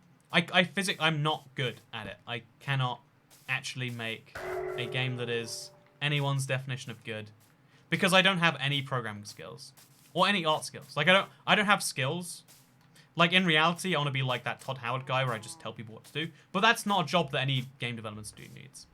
Like I really, really, really, really, really just I was like, I gotta make a game, and then like you're like this, and you're like, you can sell your ideas. I think something I was thinking about is like, I need to find someone who I can trust. Because also another thing I've tried is like, okay, so I'm not good at making games. I'll just pay someone to like do that for me. But most people who are like, you know, like no one wants to find someone who's just like the idea guy. So it's like, okay, so you find someone who I can pay to work for me. How do I trust that they're gonna do like, you know, good work consistently? And it's like, well, you actually have no way of testing that absolutely yet. Okay, 1, 2, 3, 4, 5, 6. Why does it seem like this torch is so misplaced? But There's no way to confirm that at all. You just pay a certain amount an hour. Anyway, basically, I was like, up all night, and I was like, I need to find someone who could make a game. And basically, I was like, you know, this is a dumb idea. I'm bringing nothing to the table besides ideas. Everyone has an idea for a video game, but like, I was like so enthralled by this idea. I was like, I could do, you know, like I outlined like an entire thing. I wrote just like on my phone like 3 pages worth of notes for like a game I would like to make. But the thing is, I don't know. You know, I know that like the world of game development, people are either bad at what they do, or they're, you know, or they already have like the ideas themselves. Like, because again, people who get into games development do it because they have the ideas they can make themselves. And long story short, I was like, man, I need to make this. I need to make this. Who's like me and stays up till 4. I was actually up till like 5:30 last night. I tried to sleep at 2, and it took me 3 hours because I just kept... You know, I kept getting distracted by this. I was like, this is the greatest idea I'll ever have in my life. Like, this idea. It's like a plane, but like, it's always moving and like, da-da-da-da-da. You don't need to place torches. You need a bed to make sure it's day. You know, that's also a good idea. Also a good idea. 247, 253. Keep on placing these torches. Over in this... You know, let's just ignore that one right there. That's a lot of work, so we'll deal with the caves at some other point, I feel like. That's a good idea. IBX3Cat, can you do a challenge where you get your village popularity to the lowest possible, then get it back up? It's hard because golems attack you while you're trading. Yeah, it sounds like a fun enough challenge. Besides that golem thing, which sounds like only a nightmare to me. But, yeah, it sounds like a fun challenge, excluding that. There's a lot of challenges, like, floating around the Minecraft world these days. I saw one I really liked yesterday that was, like, Minecraft, but you can only speak in 1-syllable sentences. I think I'd really like to try that sometime. I think I'd like to just try dumb Minecraft challenges one stream. Just do a whole stream of dumb, silly Minecraft challenges. Have you heard Queen? If so, which song is your favorite? Light Novell. If you're new to the channel, you'd know I'm not a big music person. But I do know Queen. But yeah, it's like, I always feel like it's such a loaded question, like, which song is your favorite? You must like one of their songs, right? It's like, I mean, sure. I think, actually, you know, all of their songs, I never associate as being from the same band. So, like, I like a lot of songs, and I don't ever know they're all from Queen till I, like, think about it. And I'm not going to think about it. I'm not a... But yeah, I do like a fair number of Queen songs. Who doesn't like We Will Rock You and Bohemian Rhapsody and, like... Again, like, there's so many weird, different songs entirely. That just are all under the same umbrella of being made by the same band. Like, I don't know, I guess it, like, shows range when you make a lot of things that are so different to each other that people don't know they're the same thing. How many have you placed roughly? So on this stream, we're trying to place 1,700, right? I've placed about 500 so far. Oh god, this stream is going on for a while, isn't it? Well, better lock yourself in. Saddle up. Wait, saddle up? You know, load up? How does that phrase go, internet?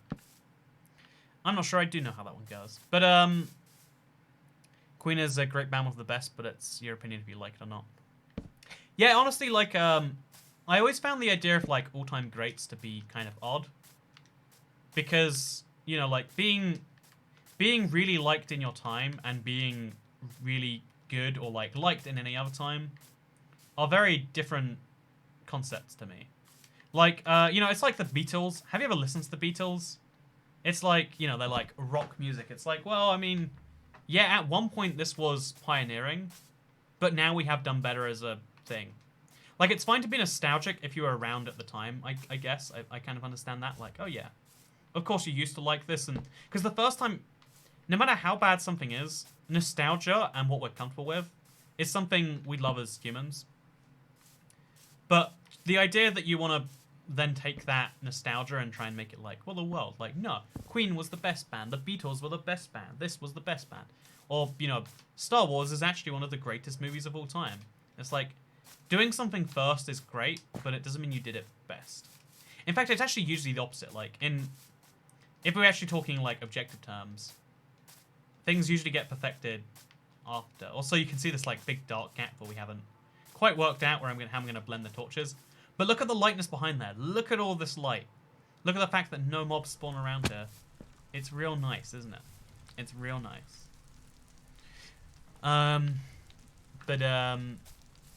been dragged to Liverpool by my granddad just to see where the Beatles were founded. See, right, like, I get it. Like, if you like them and you like that, that's great. But if you don't, it's just another thing that exists. Most art is this music, most videos, most whatever else, are bad to most people. If you show most people this live stream on the planet, the vast majority of them say, "What the heck is he? Why are you watching him light it up?" Oh my god. See, not even good at Minecraft. This is meant to be my one thing. But like most people look at this and go like, "So why?" Question mark. I can't pick up this dirt. Damn it! Taking a lot of damage. I really shouldn't be.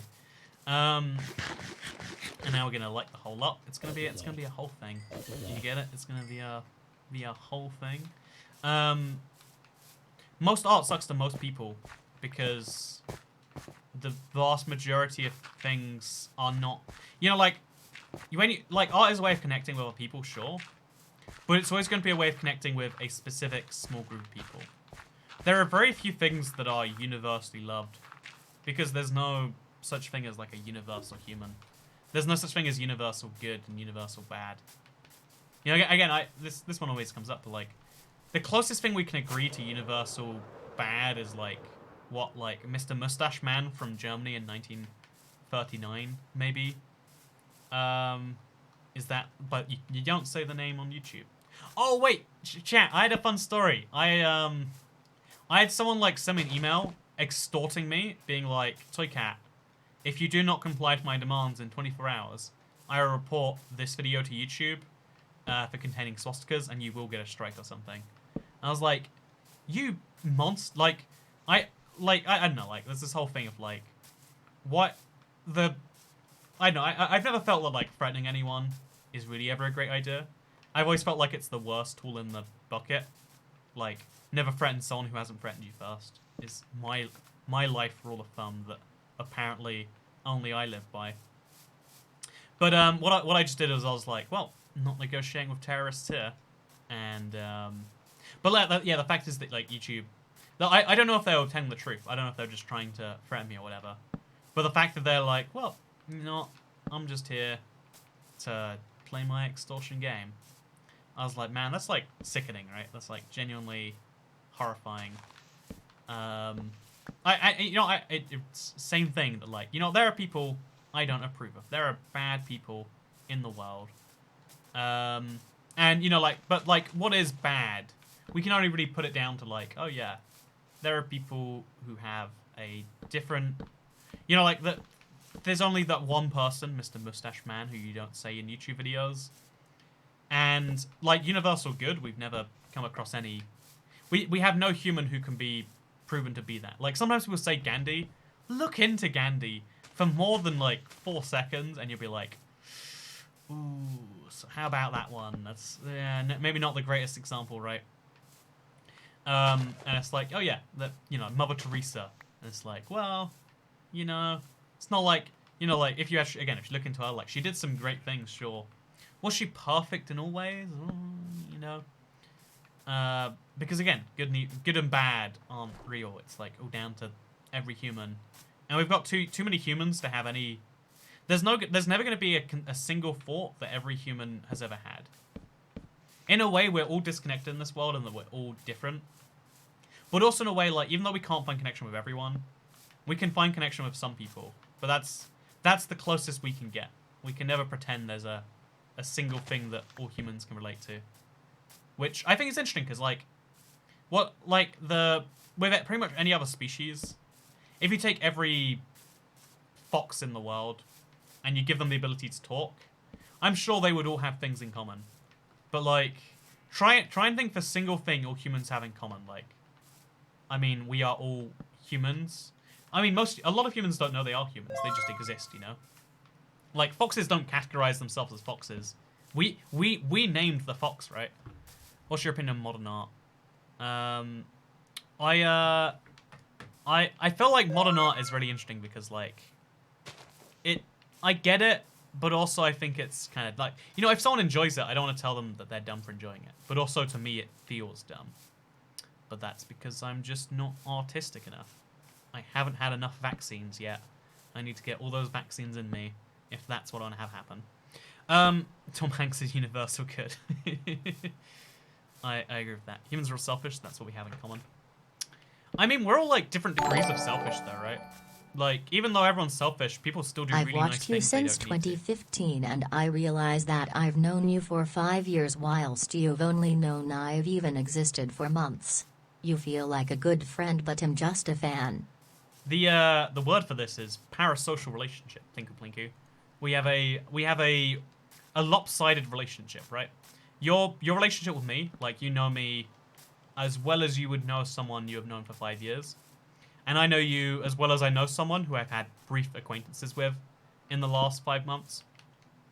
And that lopsided relationship is obviously ripe for like, you know, like it's easy to look at that and say like, oh, so we don't really have any relationship. But the actual thing is we have a parasocial relationship. It's very much way down on one side more than the other. And it kind of has to be because if every single relationship I had on YouTube was perfectly balanced, I would have 6 subscribers and they'd all be my best friends.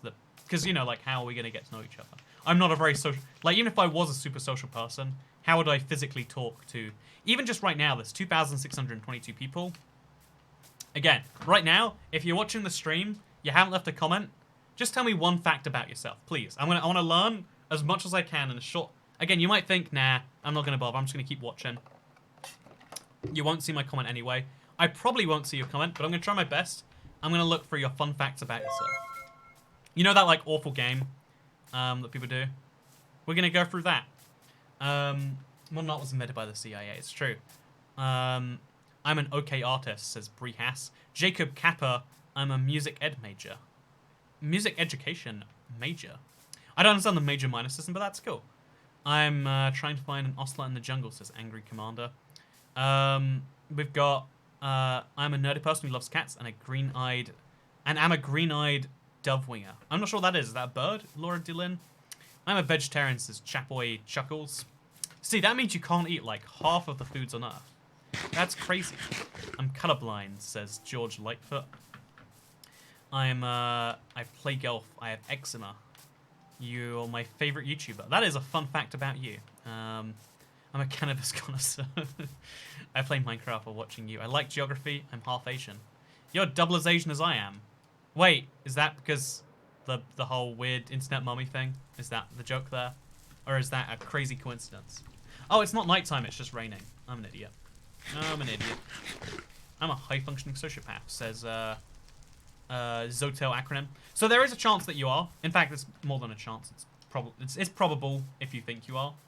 But bear in mind, a lot of people on the internet like self-diagnose themselves as sociopaths because it goes back to that thing where like everyone assumes that they're the only selfish one, but I don't think that it's true. I think all people are selfish to some extent. So if you're worried you're a sociopath, or if you're not worried, then whatever. But if you do think like, man, that sucks, but that's just how it is. There's like an overdiagnosis rate for sociopaths. Because everyone fits the definition somewhat, you know. It's one of those things that has a really high self-diagnosis rate because it sounds correct to everyone. Like, oh yeah, I do care about my emotions more than everyone else's or whatever else. And it's just because like everyone to some extent is like that. It's a necessary part of our program. I would even argue like maybe there is no one that is like fully all the way that way. It's just some people do it to a much more prominent degree than other people do it. But that's like speculation. I'm not a doctor. Speak to an actual doctor about it. I'm just trying to make you feel maybe slightly better here, friend. I'm not vegan, says the legendary Fox. I hope all these parasocial relationships don't weigh on you. I often see very demanding people here. Yeah, super, like, honestly, I wish it didn't, but, like, the more important side, as far as, like, what we should talk about here, is the fact that, like, yeah, the parasocial relationship is much bigger. It's a much bigger, it's much more interesting topic when you think about it from, like, oh yeah, we have a parasocial relationship. You know me more than I know you. But it also means we have this very interesting opposite burden, where a lot of people don't realize it's parasocial, or they do, but they just don't think. Like, you know, they would realize if they thought about it, but they don't think about it. And so they don't realize that I know less about you than you know about me. You know, I just learned 12 facts about 12 people there. A lot of you, I still didn't learn your fact. You typed it, and I missed it, and I apologize for that, actually.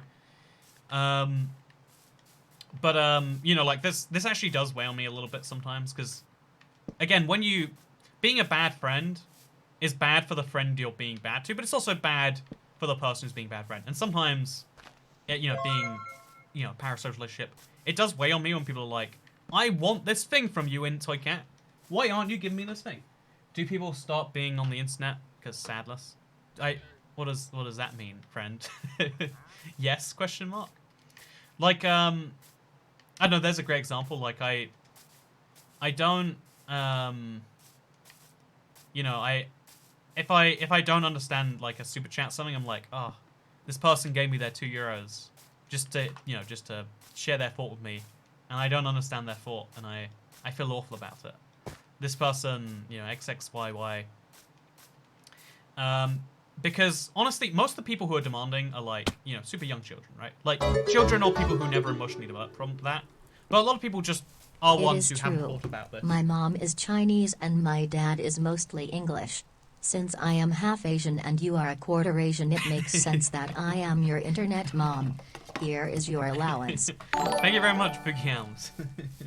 Hey, Evictus! I am a super indecisive person who has somehow survived the world so far. See, being indecisive, honestly, it's kind of a good thing in some ways. Like, I think I prefer indecisive people who are, like, okay with, like, having a decision made for them. Like, you know, I used to be really annoyed by it by being like, ugh, you know, like, if you just say you want me to decide if you can't. But I've kind of concluded, like, oh yeah, some people can't prefer just having the decision happen and then sometimes backing out if it's not great. So, like, if you think it's a bad thing, you'll find people a bit like that. Also, my name is Ryan and I want to develop games. My name is Ryan and I want to develop games. But are you good at it? Could you make a commercial game if you had enough time, resources, etc., etc.? If you could, then obviously, you know, hit me up, man. No, yeah, I've always wanted to design games. I love the nitty-gritty of making game systems. Like, whenever, like, me and my friends have a pack of cards, we'll play, like, traditional games, and then I'll, like, design a game off the top of my head, and it's like, I love seeing if it works and, like, tweaking it, making sure it actually does, etc. I have this, like, passion for, like, designing. But, like, I had this friend when I was in college. He's the same friend who, literally, like, after, like, years of friendship, I made one comment, and he's like, I don't want to be friends anymore, walked off, and refused to speak for, like, 7 years or something. It's an absurd amount of time. Yeah, I had a friend who really wanted to be a game designer, and I was like, you know, like, he didn't understand that, you know, the world had enough game ideas. He's like, no, I just need to have the right game idea, and I'm gonna be good. I just need to have... Oh god, this is only a 5-block square. I made another mistake here. But it's too late to go back on. There's gonna be a lot of these minor mistakes as we go along, I'm gonna predict. It's gonna be a lot of mildly off grids, I guess. And you don't actually spot them until you really start to think about it, so I guess that's fine. Maybe I do a lot of developing, however I am just bad at staying on task without someone telling me what to do, and I am not good at art, but I am quite a good programmer. You gotta hit me up. Let's make this happen, Mr. Y. You know, why are we not making this happen already? Lamau, are y'all friends again? Says Pygoral. The actual situation is that we're like, we met up.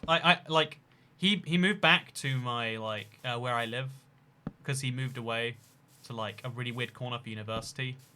He moved back and I like. Actually, wait. Let me tell this story. This happened recently and I didn't want to like tell it on a thing, but like I don't think he cared. Like I think he. Okay, so this I have a friend who like ignored the realities of like how his dream job would work, and instead just figured it will happen, and then it hadn't happened. And I met him one day at one day like I was going to watch, I think it was like a Star Wars movie or something. Yeah, it literally was. It was the latest Star Wars movie, and I saw the dude at the cinema. Like he was like picking up the tickets, and he was like, "Oh, hello there," and then he like gave me a figure about the movie, and I was like, "Oh yeah, you want to come to a party?" And he's like, "No, I don't think I do." Like he laughed at it. Like I offered the olive branch. I was like, "Oh yeah, I'm holding a New Year's thing. If you know if you need something to do for New Year's this year, sure you can come along." And he was like, "Oh, I don't know." Like I don't know. He like kind of laughed off the idea. But I was like, you know, some people don't. You know, like not everyone thinks that what they're doing is rude. Very few people think they're being rude. They just don't realize that they are. And I was like, okay, that's cool.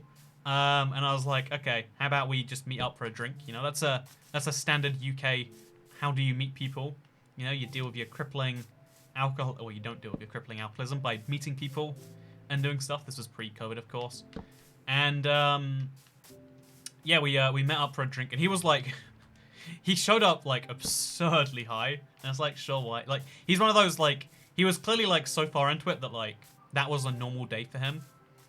It was a very interesting thing. Like, you know, like being addicted to weed is something that doesn't happen physiologically, but clearly some people are like so down the rabbit hole that that's like all they do. You know how people like, you know how weed becomes some people's personality.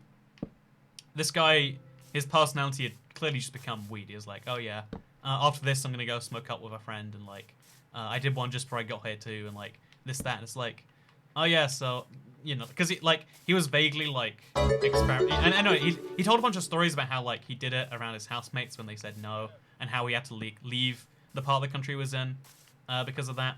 There was a whole thing about it, and basically we finally spoke. We like had a big old. Also, bees are a shrinking species, even though we need them more and more. Bees provide pollination, which has food and flowers as a result. Part 1. Thank you, Dennis Hermans. Minecraft is pretty big on this bee thing. I want to see this part 2, though. Literally, Andrew, but some people don't want to admit it. T. I mean, it's true, right? It's true. Yeah, I went through. We had this like conversation. We had a like minor political debate because I don't know, like he always sort of like, this isn't how it actually is, but like I play devil's advocate in any conversation I'm in, and this guy's like so left wing that like just to play devil's advocate I have to be like, so what if we didn't kill the rich? You know, something like that. Like you know, like that's like my crazy positions I have to come in there with.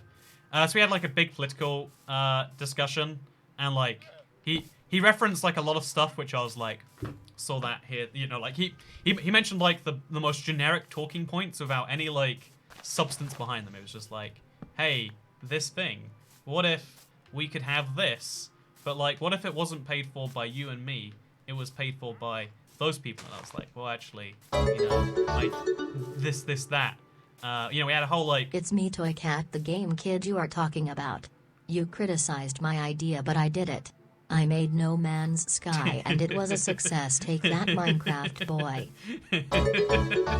Oh no, Steve, not Minecraft. You got me. You got me. I'm sorry for talking about you behind your back. But a large food will be short. Just look at China. You have to pollinate the trees themselves in some regions. Part 2. Ooh, we got some more fun facts. Thank you, Dennis Hermans. I agree. You know, this is bee knowledge. This is bee knowledge, but really it should be considered A knowledge because it's that important. But no, so I had this friend. I was so close to making persuasive speech on something really dumb and what I didn't really believe in. That's all I do all the time. Like I find that art of conversation is more interesting than sharing ideas, because no one, when it comes to religion, politics, and Star Wars, no one changes their mind. Everyone comes in the exact same way they went out. Next time you see a bee, catch it and release it. Thank you, Dennis Hermans, for the fun facts. You know, pro tip, chat, release your bee. This is beyond knowledge. This is beyond what people should know. But yet, it is not what people already know. To go back to what I was saying. So I met my friend. We had like a big political debate, and at the end, I was like, you know, kind of funny how like, you know, all of this started for some like super dumb reason. Is like, if you, is that wait? Is this 7 blocks and this is wait? So this is, oh, this is all 1 block removed from where it should be. Oh god. Yep. We just go ahead, run through here, correct that byline. Oh, that's a mess. How dare you not want to cannibalize billionaires? Said there's a joke, but I am a communist, Lamau. I like to believe my opinions change sometimes, but mostly afterwards. Yeah, if you're in like if you're in a debate with someone, you don't change your opinions midway through the debate. That's what people don't realize. Like, right now, whatever opinions you hold at this very second, there's nothing I can do that will change any of those opinions.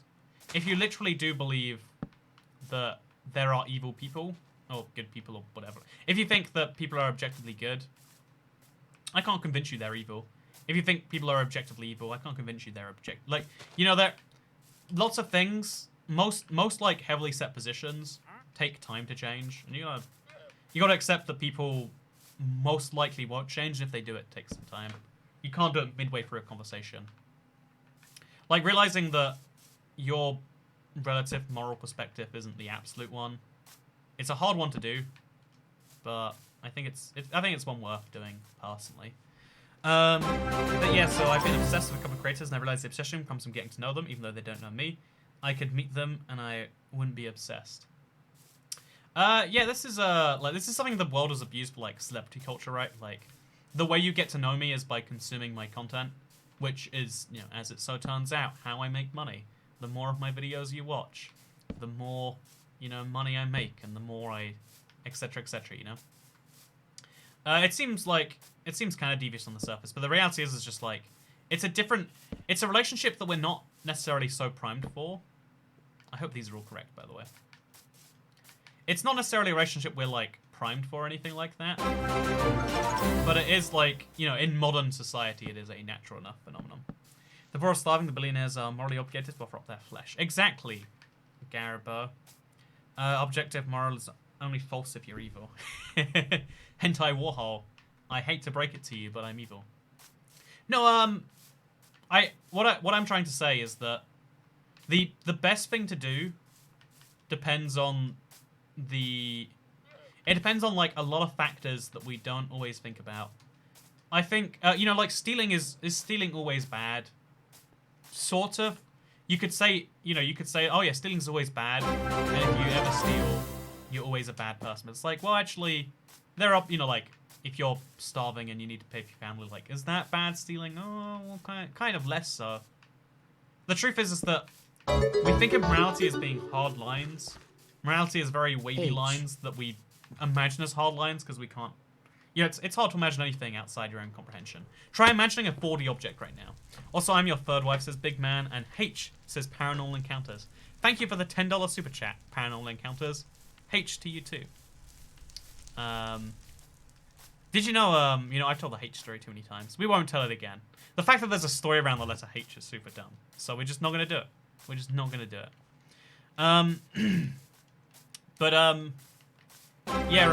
It's like, you know, self-driving cars, right? It's sad to realize that a very small number of people actually care about you as a person. How do you feel about it? I do care, by the way. I think a lot of people care about me on some level. It's just that everyone has this very different, very individualized relationship with me.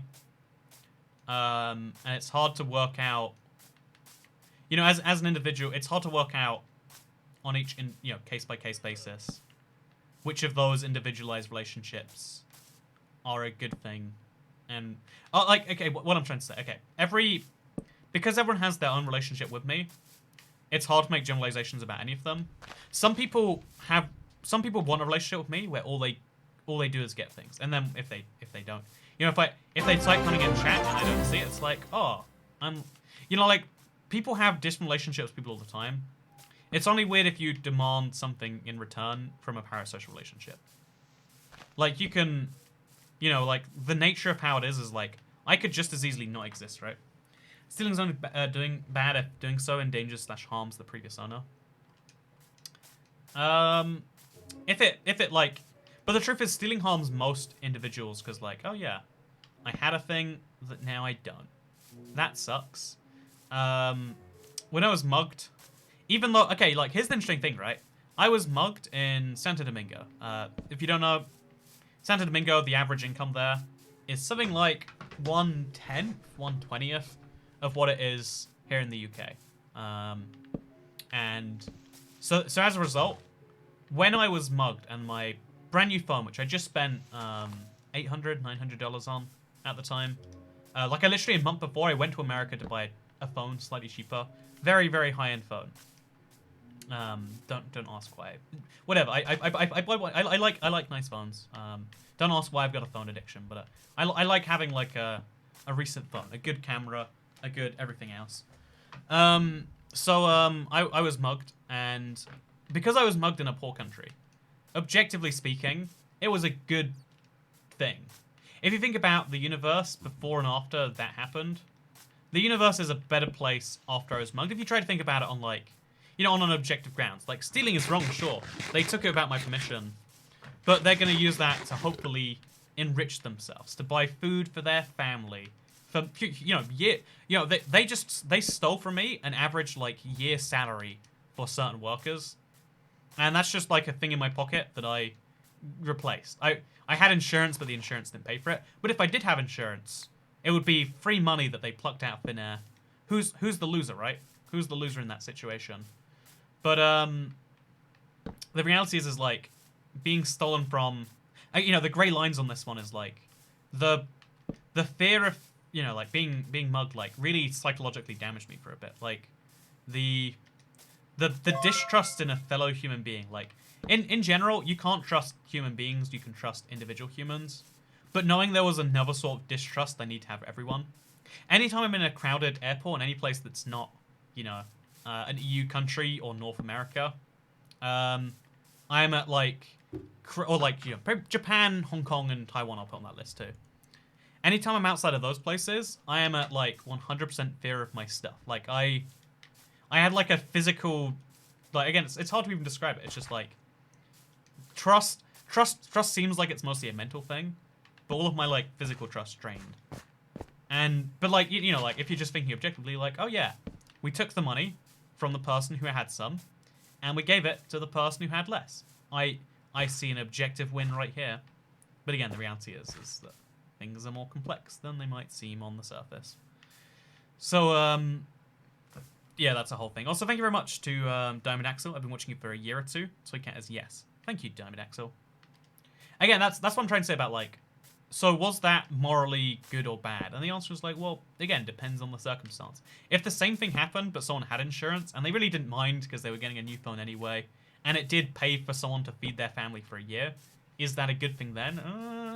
Maybe? Question mark. Also, stealing from middle-class people is significantly less morally reprehensible than stealing from poor people. The difference being is that, I know what you're trying to say there. But like, even the very concept of classes is kind of like hard to think. Virtue is more important than flesh. Stealing is always bad. See, wait, exact opposite opinions from Mario Deck and a thing there. These two people have different opinions about moral beliefs because that's what morals and ethics are. You know how self-driving cars are a thing. And everyone, we're all familiar with that. They're becoming more and more of a thing. I think Tesla's really leading the way, but like other companies are doing it too. Cars will drive themselves in the next decade or two. And like one of the things people always fear is like, we're gonna have to pre-program into the car whether it should kill me to save 2 pedestrians, or like should it kill, you know, a cat to save a human life, or like dumb stuff like that. You know, will my car ever kill me to save a pedestrian's life? People worry about stuff like that. But the reality is like there isn't a perfect set of morals, you know, the trolley problem and stuff like that. People always think of it, and I actually used to be one of those people who thought, oh yeah, self-driving cars, they are at some point going to have to decide when to kill people and how. That's a conscious decision someone's gonna have to program in. But I think the truth of it is that, you know, this proves how ethics really work, is that it works on a case-by-case situation. Should you kill the driver to save a pedestrian? Maybe. If the, you know, like you know, sometimes maybe, question mark. Should you kill a pedestrian to save the driver? Sometimes maybe, question mark. If you're doing actual like perfect, you know, ethics, it'd be based on the situation. You get a panel of people together, you know, an ethics panel or whatever. Can't the car just stop instead of running the pedestrian over? No, the car's gotta go places, silly. No, so the reason the hypothetical works that way, the reason it's always like, oh yeah, the car can't stop, is because the idea is meant to be that the car is going so fast, it can't stop safely. It has to either crash into a wall and kill you, or it has to crash into the pedestrian and seriously injure them. I think it should just be random whenever it happens. It should be 5,050. The Bad Llama told me to say hi first, so hi. Hello, the Bad Llama. Good to see you. Hope you're doing well in the New Zealand world. Also, hello, Apple and hello, hashtag Kurt Turtle and Rosie Farrow. Subject change, latest snapshot fixes iron golem spawning on Java, which is nice because I have 75 golems in my village in my main Java world. I'm just saying, kill them all, get some free iron. It's basically an iron farm right there for you. But, yeah, right, you'll need an ethics panel to determine who's on the ethics panel. Yeah, the reality is like, in real life, most ethical decisions are just made on the fly, and we hope that they're good decisions. Like, when you're driving a car, you're not thinking about ethics, you're just driving a car. And I think that's how most people want a self-driving car to act. They want it to act as if they are driving, and then we can deal with the ethics and stuff later. Another interesting thing, kill the driver if there are pedestrians, kill the pedestrian if there are more people in the car. So, that's, again, but like, if there's a car perfectly known at all times how many people are in there, what if there's 2 people and there's pedestrians, there's 2 people in the car? The 2 people in the car are older, right? So, do you let the 2 older people live? Or do you kill the older people because there's less life years yet left, you know? Most medical professionals would say, oh yeah, what's not important is saving lives, but saving life years. If you save a 20-year-old's life, you save potentially 60 years. If you save a 94-year-old's life, you save another year or 2 of, life. You're saving their life in both cases, but a life really has, a life isn't a life isn't a life. The value isn't the same always, because a human life's value, but again, we like to believe human lives are priceless. That's what our ethics system says, but yet we can weigh up and be like, kill 1 person to save 2. And it's like, but human lives are priceless. You shouldn't be able to do that. In either case, you're killing someone who has a life, a family, a blah, blah, blah, blah, blah, blah, blah, blah, all the other things you want to say. And yeah, I don't know. That's just what I'm just trying to say right here, is you can't realistically, you can't realistically program that, but if you wanted to, you just kind of crowdsource it. You just kind of, you'd realize very quickly the lines are blurred, and you can kind of go for the moral consensus. Because what I think is moral in that situation is different to what you think is moral. I think, you know what? Something I think is a good idea is that you might disagree with is if we set cars. Realistically, the issue, in my opinion, is infrastructure. Just make it so that a self-driving car never has to make the choice. But here's the interesting thing, Commander Y. If we do have self-driving cars, then we can perfect driving pretty easily. Like, every single car crash a human has, with very few exceptions, is down to human error. There are very few that are because a vehicle malfunctioned. Every single, 35,000 people a day die because people aren't paying enough attention on the road in some form. There's lots of forms it can take, or they're distracted, or they're tired, or basically, we make decisions every day that leads people dying. Also, when you enter a car, you have to input your age and the passengers, no other info. So, what if people lie about the number of people in their car? Is that a crime now? What if you accidentally input the wrong number? Like, instead of 18, you type 81 or something? It's kill the pedestrians because it's bad business to kill the user. Yeah, I think that's and I think that's in reality what would probably happen, right? Like, just like a normal person wouldn't kill themselves to save pedestrians, the car shouldn't do it either, probably. But Amanda, you could have self-driving specific cars, but pedestrians are not allowed to go. Well, that's how motorways work right now, right? But what if there's another car, and that car's malfunctioned? Or, here's the interesting thing, because there's going to be this overlap. In 50 years, you won't be allowed to drive a car. Thousands of people die every year in car accidents, and we accept it because the utility of allowing people to drive and get around is better than those 35,000 lives a year. What number did I say? Look it up. It's in the tens of thousands. I come up with a different number every time I say it. But bear in mind, tens of thousands of people die every year because of car accidents. And right now, it's a good trade-off to make. But when we have self-driving cars, it won't be a necessary trade-off to make anymore. So the question is, like, should you let people drive their normal cars? You know, is their freedom worth it? Like, should they be able to risk their own lives? Maybe. What about the risks of others? Looking forward to self-driving cars. I never want to learn how to drive. Yeah, I didn't learn how to drive. I'm gonna have to just because I want to do a American road trip whenever I'm allowed to. Paranoia House. Do you want to see the Paranoia House? Hello, Earthlings. It's actually just over here, actually. Let's go over there. Let's place torches on the way. It'll be a fun little trip we can do. But yeah. Okay, so over here we go from -17 to -23 to -29 to -35, etc., etc. But yeah, one of the interesting things is, like, if everyone is driving, if we have self-driving cars as a possibility, but you don't want to, or even worse, you just don't physically have a car, you can't afford a car that has the self-driving technology yet. Should you let people take that risk for themselves? And more importantly, should you let people take that risk for other people? Because the answer is clearly at some point a no, but how do you phase in that cutoff, you know? And yeah, because like if you have every car self-driving, they can communicate with each other. Like the idea, you know, think about one of my favorite concepts is like an intersection and how it's actually only there because humans are stupid. And it sounds like, no, it's like intersections are there because you need to know when cars go. No, if humans could negotiate at, you know, the speed of light with each other, all cars would be able to, like, go past each other. But people are stupid when they drive. They just want to go forwards and only look in front of them, like, this amount. So, by the way, there is the Paranoia House over there. It's just across the sea. Just past the oil rig, actually. You know, this oil rig has aged badly. Price of oil has gone significantly down. But yeah, let's keep on going. Let's keep on going. It'll be great. It'll be great. So now we go like 6 blocks back, and we'll just keep on rolling until we're good.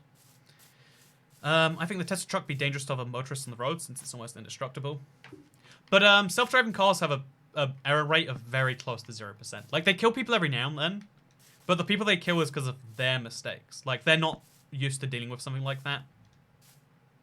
It's kind of like, you know, there's gonna be like, it's kind of like when there were first cars on the road, and the cars started killing people.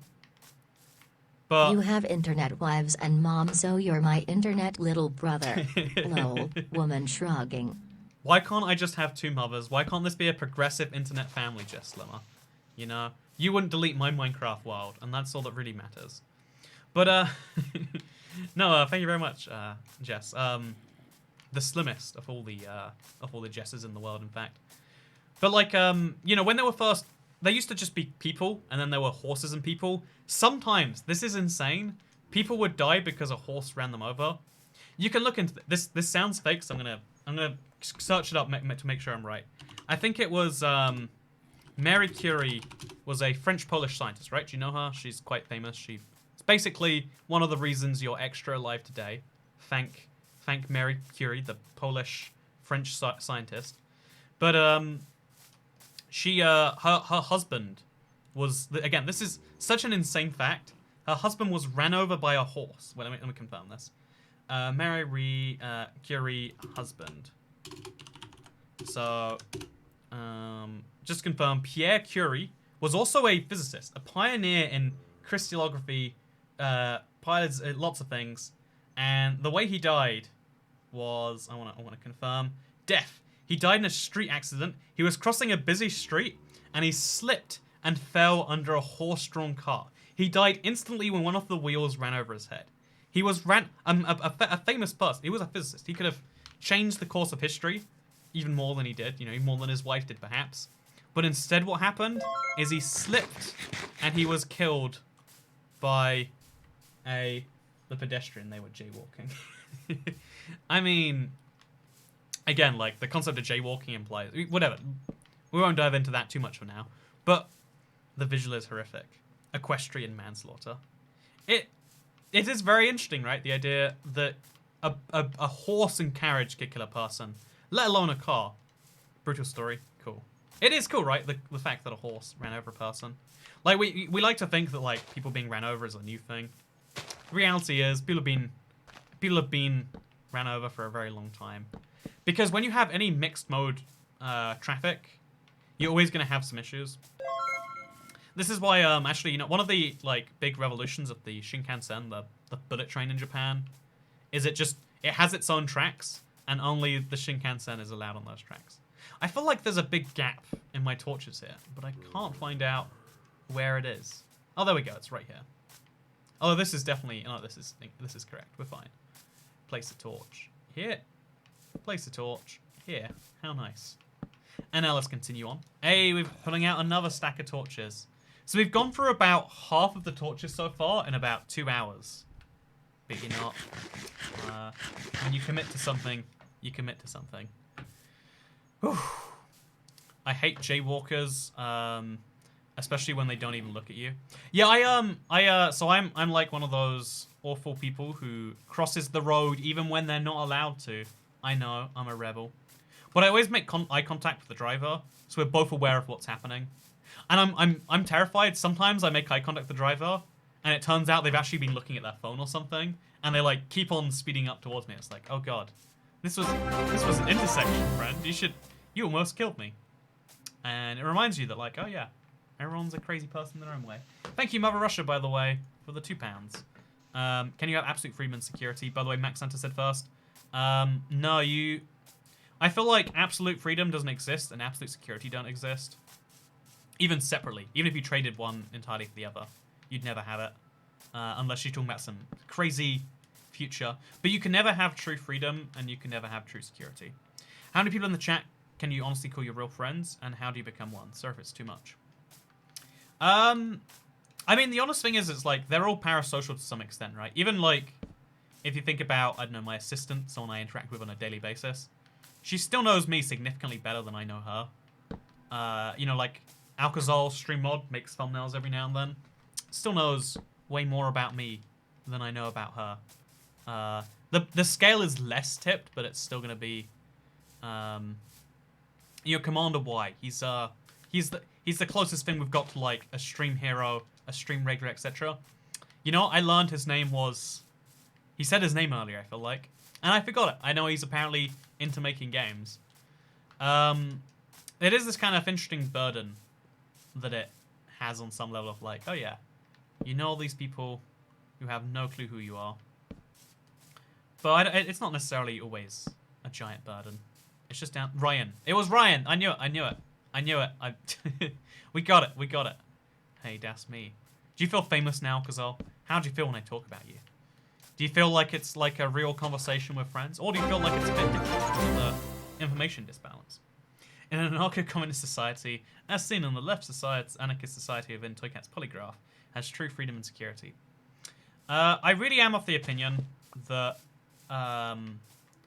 you trade freedom, like, freedom and security do always trade for each other endlessly, but you can never have a full version of both. Even if you traded out all of your freedom, you wouldn't have true security. And even if you traded out all your security, I have only been here for 1 month. How have we got to this point? You know, it does say something, I guess, interesting about the varied system under which this stream operates. Because, you know, if you tip, I am more likely to spot you, right? That is a reality. And it's a system in place to fund the streams while also allowing those who want to talk most to, you know, say something to me. Andrew Yang is right. Automation. Andrew Yang is right. Automation will eliminate many human occupations in the future. Given our current global situation, that future will be here sooner than we thought.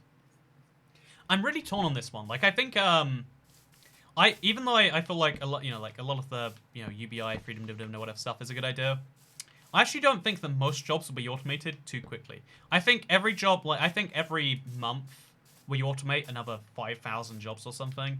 But it's just, there are so many billions of humans that the jobs, like, the truth is like, even though we have, if you look up something called a steam shovel, even though we have had those technologies for 100 years, there are still some, even though we have, like, there's a lot of technologies that even though we've had them for so long, it's still cheaper to pay people to do. because people can be really cheap.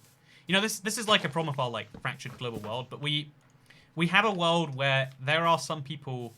You can, you know, I used to work online, right? I mentioned before. There are people who, if they make a couple dollars in a day, have made significantly above the average in their country. Actually, chat. I want to tell you a story, and you can tell me, am I the arsehole? You know, like, you know, I want to know, like, do you think I'm a bad person, or am I like a provider of free labor to, you know, am I a job creator, or am I an exploitative employer? Internet. I want you to tell me this. Also, thank you, Garbo. While it's true automation stops jobs, this is unique to capitalism, and that taking jobs takes less labor to get done is a problem. Yeah, but if you have a world where no one has any capital and no one wants to replace those jobs, more people working isn't a better solution. It sounds like it is, but it's not like the only outcome you want. So yeah, chat, I'm going to tell you a story, and you can tell me, am I a monster or am I a job creator? I want to know. So, one of the last jobs I had before YouTube, it was one of the... I was actually doing it alongside YouTube in the very beginning.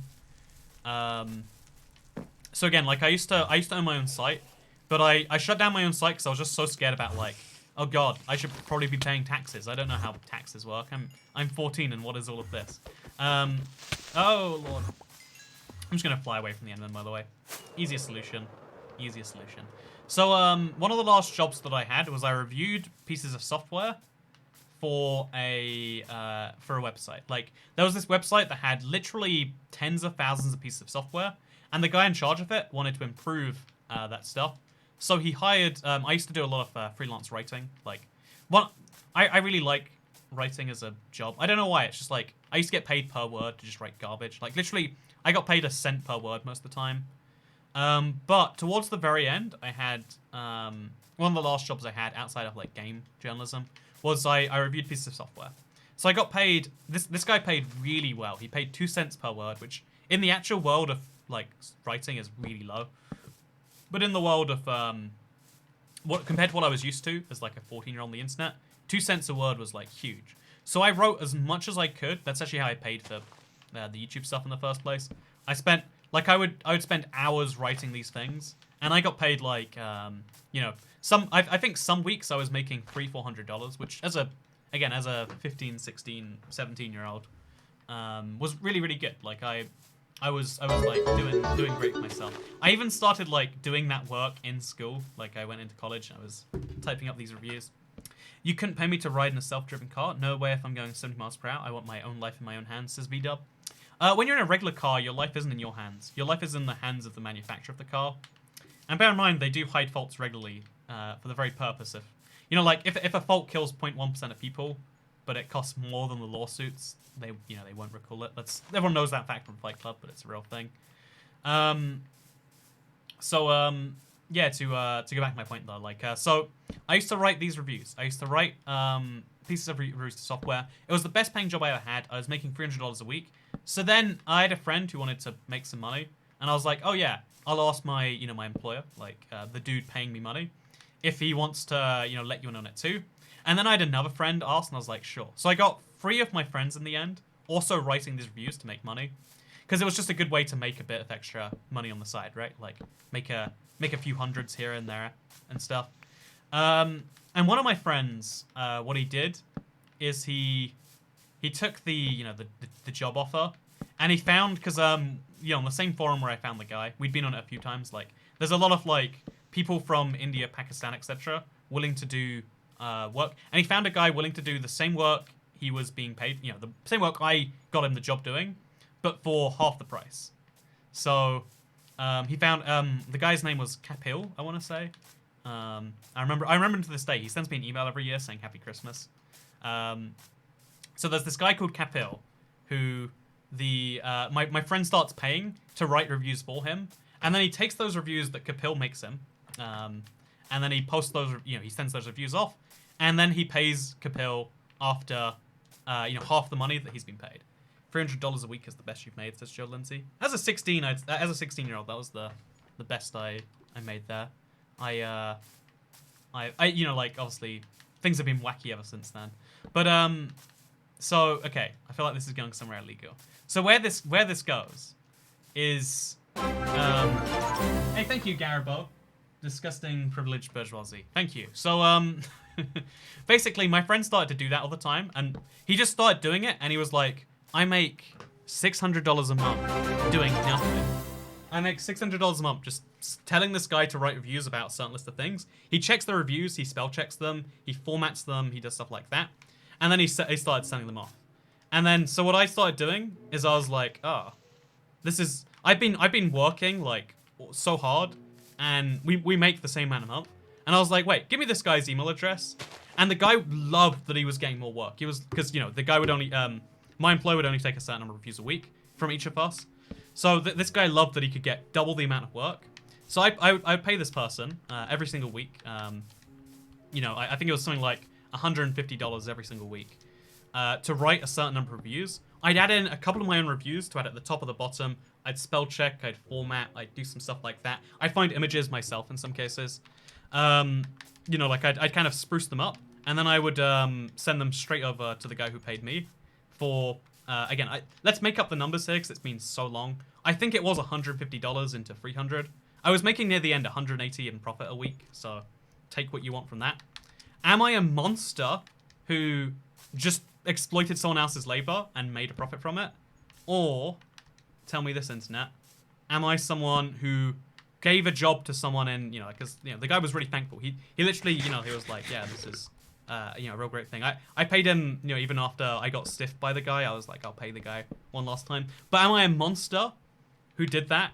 Or am I like, did I create a job for a guy in India? I think it was in Pakistan. I'm not actually sure. He was one of those two countries. I'm obviously very offensive to people in there. But like, he was from, I'm pretty sure it's India. He was from India, and he earned a ridiculous amount of money from it. But am I a monster? Because I could have paid him more, you know? I could have paid him... I effectively skimmed off the top, like, half of the money on that one. Gave a job that's freaking smart. You're a genius, you're a good man, you're a capitalist. It wasn't my idea. I would have never done it if my friend had done it first. And ironically, you guys are appropriate in exploiting the labor of the worker. You stole the fruits of his labor. Yes, that is immoral. People say monster are actual idiots. You're both. Exploitative, that's how capitalism works, babe. But like, you know, I do agree that's how it works. And like, because in the way it works right now is like, I try my best to like, effectively, you know, like you always want to provide something for, you know, like the general goal is to provide more for people than, or the same amount for people they provide for you or whatever, right? Where's this job? Where can I find out? It says Bear Man. Right, like, the truth is like an opportunity does have a value to it, but also, you know, it feels weird, right? It feels like you are directly doing it. He volunteered to do the work for the pay. That's all that happened. Yeah, and bear in mind, like, the amount also, like, because of the way the local economy is structured, you know, $600 a month. If we both made the same amount, $600 a month is significantly more in India than it is in the UK. Fun fact, because our currency was super strong at the time. I know it calculated very little in pounds. But yes, you are a monster. It's okay. You edited. You edited for him. Yeah, no. Just to clarify, the reason that he charged like half the rate, the only way the way I mentally justified it, because I felt kind of off about it, was that the reviews he sent, I wasn't like, my friend sent them off, no problem. He just took the money and was happy with it. I never felt happy just sending them off immediately. Like, I always would check them and make sure they were good, because they were filled with like errors. Like, they were clearly made very quickly or without a good grasp of English. But like, I like to ignore that, because like, I want to also know like, ignoring the detail that I did improve them, because I didn't do as much work as him, right? I did some amount of work. But yeah, the big question here is like, what is the value of like an opportunity? Because that's to some extent the only thing that makes you, that's the only real difference that you're talking about here, right? Like, what is the value of the ability to do that work? Because there are more jobs than there are more people than there are jobs. But should an opportunity have value? Because I think like probably not, right?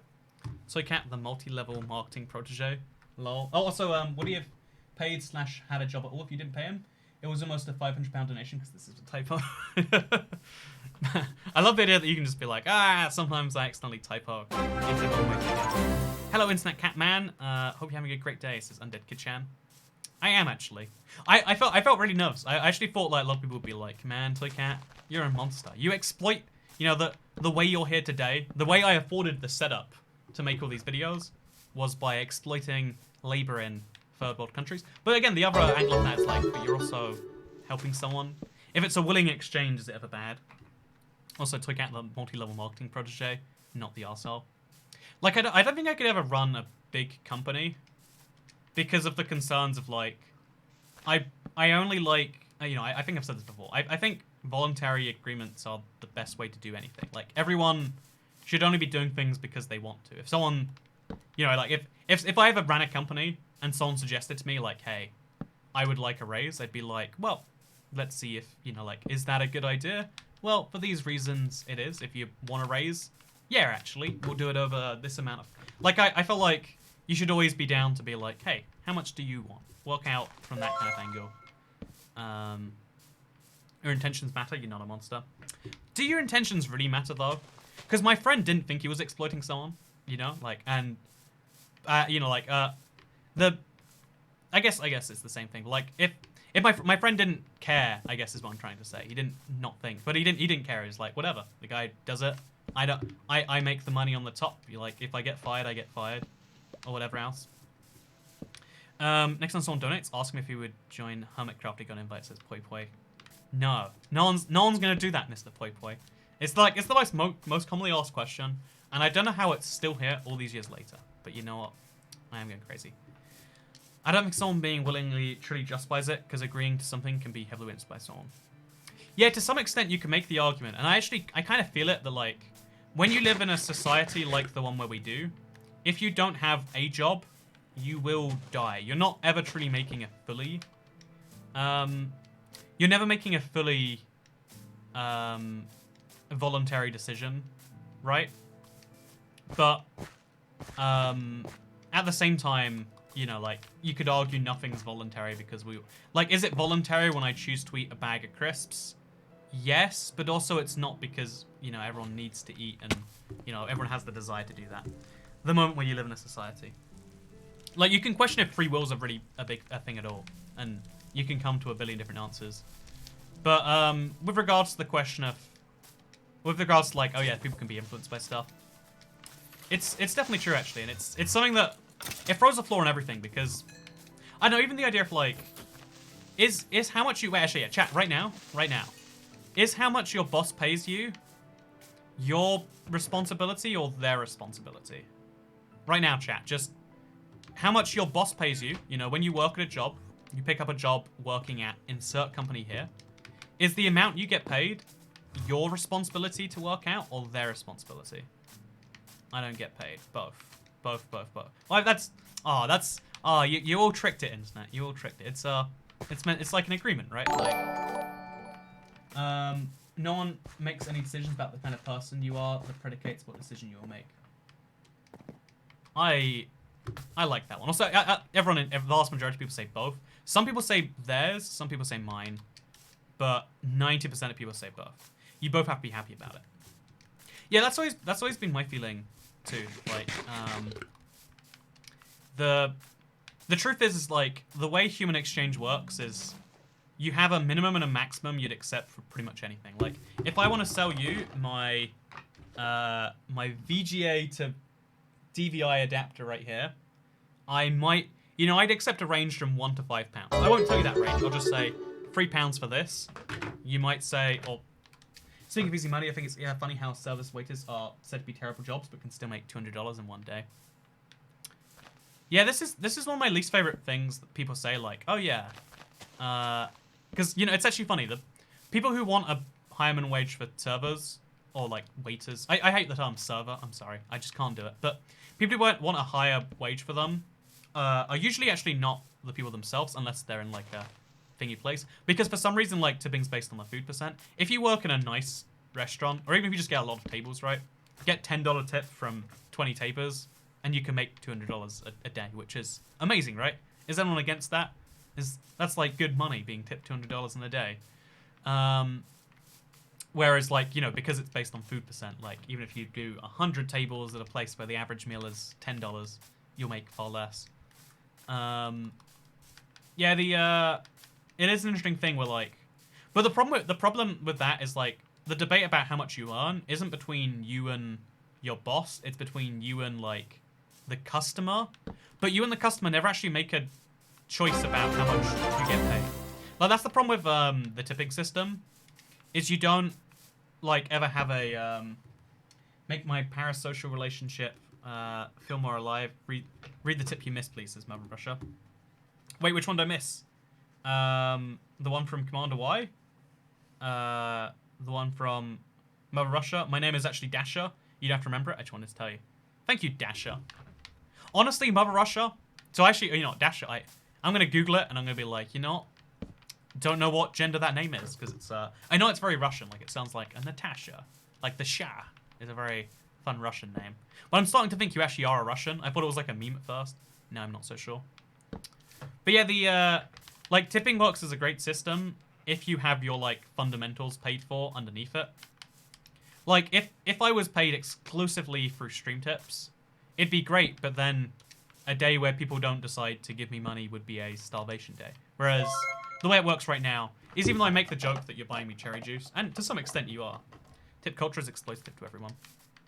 The reality is that, like, when you tip, you're actually, like, you know, it's gonna fund something like a little bit more on the higher up on the hierarchy of needs, right? Like, oh yeah, I'm gonna buy some travel with it, or I'm gonna buy all sorts of different things. Like, it's very rarely going to actually be that I'm buying like a necessity like bread. In reality, some of the money does go to bread, but the vast majority, you know what, goes straight towards new video games, because better believe I want to do that. I tip based on the service, not the final total. See, but then because people base their, like, expectation on the villas, you'll seem like, again, you'll seem really great in some places, really not great in others. I think everyone should do that too, Emily, fellas. My name is Christiane, if you ever wondered. Thank you, Undead Kichan. Why is your name Undead Kichan? If you're called Christiane, is it all a big lie? I'm not too sure. How many have you placed? So far we've placed, I think we're edging into 1,000 or so. But yeah, placing torches takes a long time, as it turns out. I would not have figured. I would not have figured. But yeah, while we're on this grid right here, it's a little bit easier to place at a decent speed. I just feel like we're going to make mistakes. I just feel it, you know? I just feel it. You're supposed to base it upon the meal cost, but really it should be based off the service of the meal cost. But the thing is, your meal cost doesn't make a difference to how much your server needs to afford things.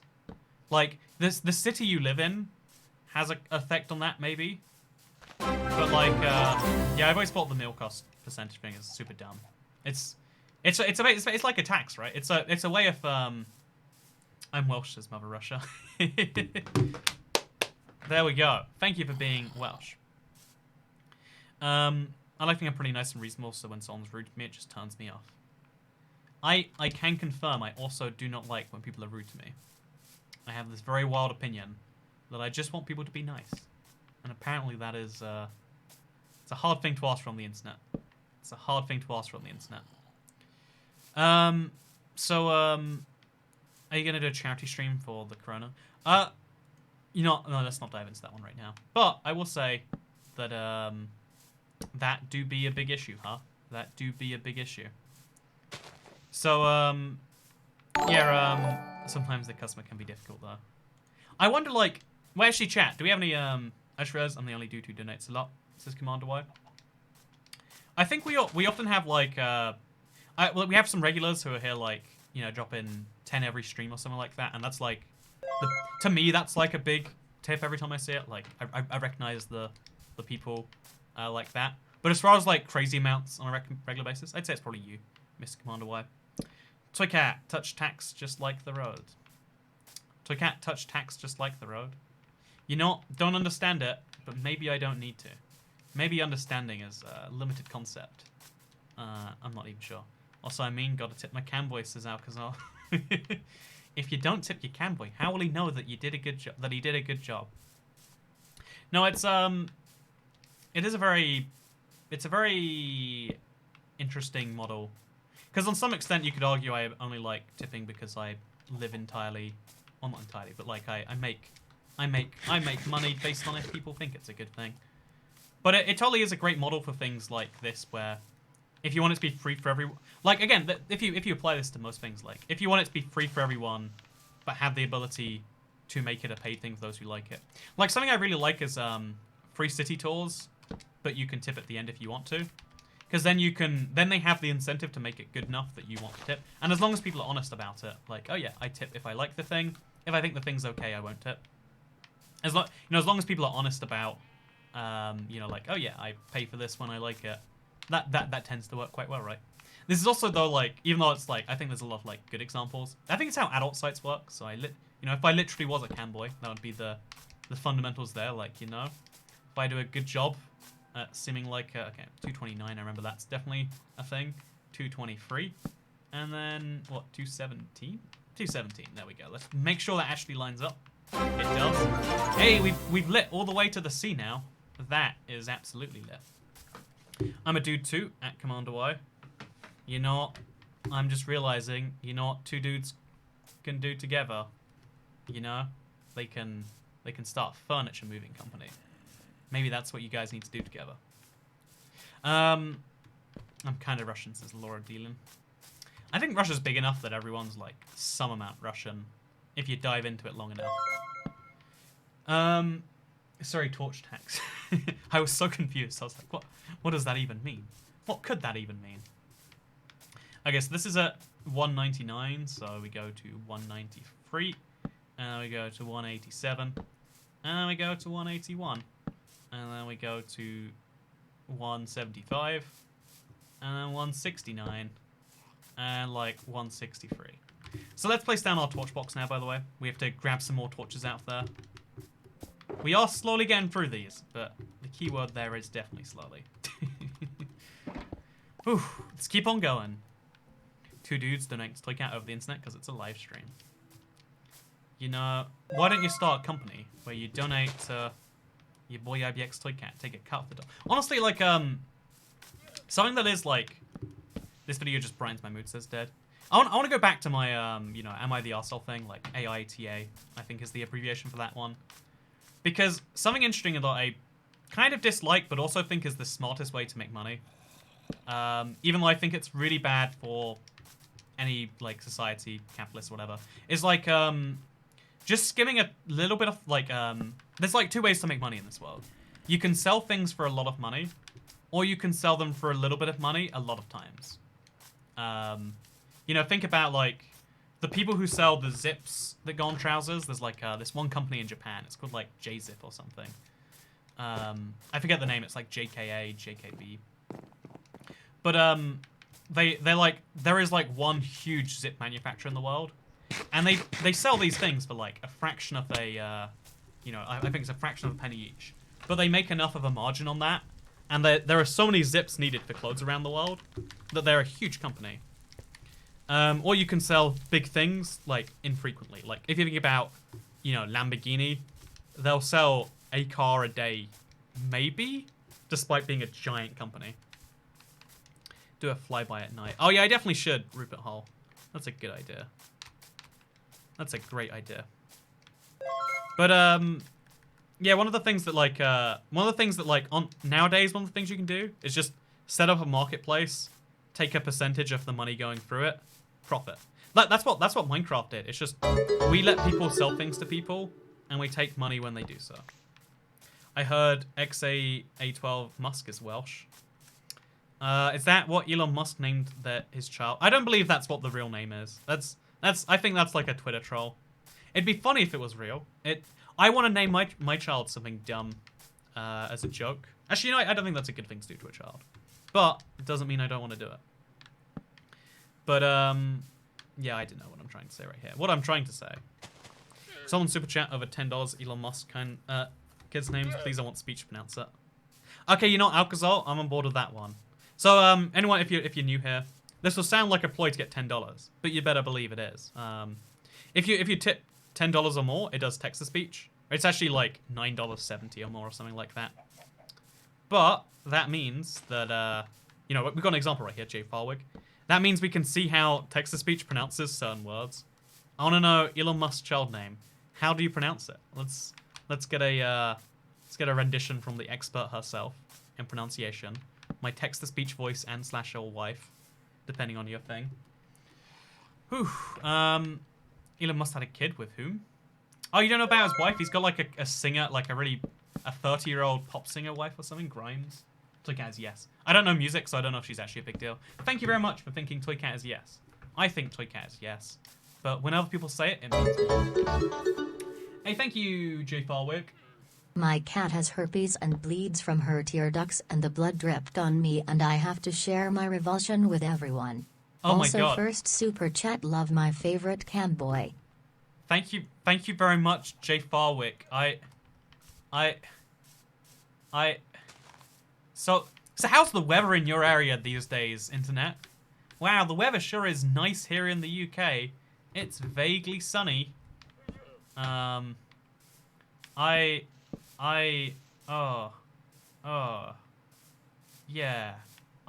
It's what I like is the sun. I think it's real good, I do. What I like is when it's out and it warms up the world. I actually don't like the sun too much. I think it's I think sunny is an overrated weather type.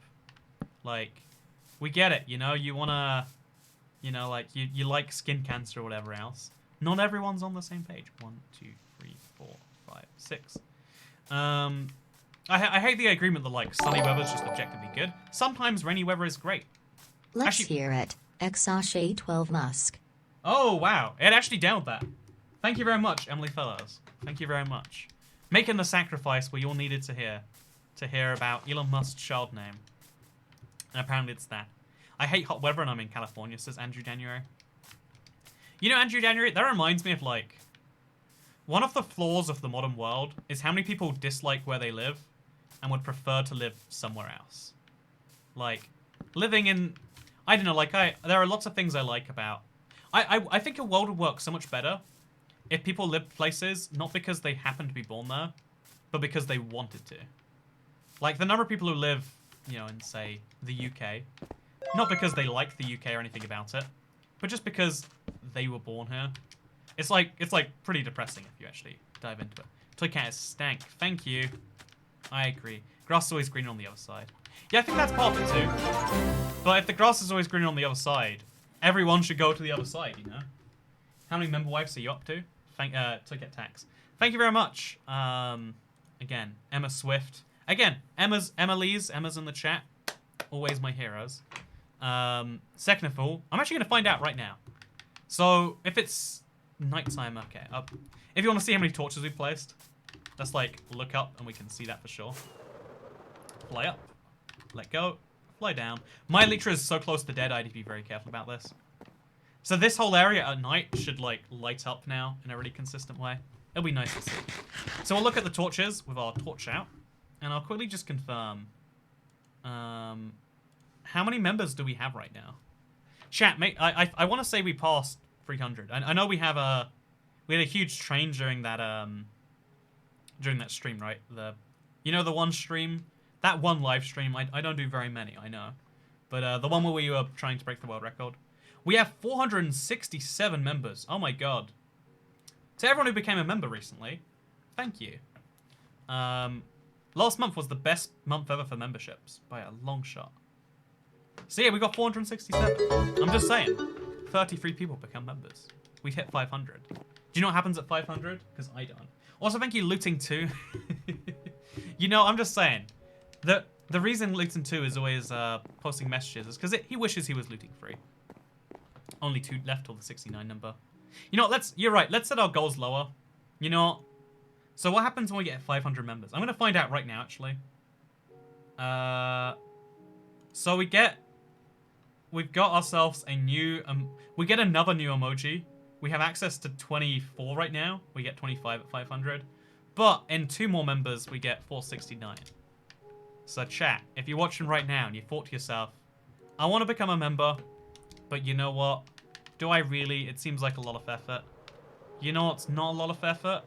Becoming a member right now. You get to listen to Pigstep, and you'll help me achieve my dreams of having 469 members. I'm gonna do that thing where I'm like, oh, you didn't become a member, so the stream stops until you just decide to stop paying. No. I want to say to anyone who's considered becoming a member, I will sing you the happy birthday song. Does it have to be your birthday? No, it does not. Even if you explicitly tell me it's not your birthday, I will sing you happy birthday if you become a member right now. That is the commitment I make to to procuring new members for the channel. We need to do it, chat.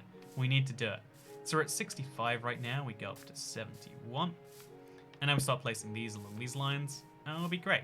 There are so many torches we have to place along this thing right here. It's pretty wild, actually. It's pretty wild. Will you sing for me on the 11th, says Alcazal. So the happy birthday rule applies exclusively to when it's not your birthday. The moment it becomes your birthday, it's not a great idea. Also, Seth Crawford. Happy birthday to Seth Crawford. Happy birthday to Seth Crawford. Happy birthday to Seth Crawford. It's your birthday, except probably not statistically, but potentially. I mean, I'm not really sure on the numbers on that one, but you know what? Pigstep combined with Happy Birthday. That's a song we need to make happen. The fact that that's not a thing already, that's a tragedy. A tragedy. We need to fix that immediately. What's that? Right, 8. Welcome to the channel membership club. Happy birthday to Right 8. Happy birthday. I was trying to sing it along with the thing. Happy birthday, dear Right 8. We hit 469 members. Now we just stay at this number forever. Why'd I say it? Why'd I say it? Okay, someone needs to unmember now. Okay, you know, we've officially gone past the number we wanted. Thank you so much, Ethan Carrillo. Welcome to the membership club. Happy birthday, Ethan Carrillo. Happy birthday, Ethan Carrillo. Happy birthday to Ethan Carrillo. Happy birthday, Ethan Carrillo. I hope you enjoyed that. I hope that seemed like a good... Yay! Puffin Paul.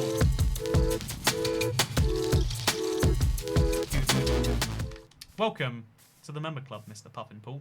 I hope you have a good time inside of it. Because I hope that you do too. Noah! Happy birthday, Puffin Paul. Happy birthday, Team Sledge. Or Tom Sledge. You're not Team Sledge. Wait, Tom Sledge. If you have a family, you can call yourself Team Sledged. I don't know if that means anything. I think Sledged means long in German, right? Hey!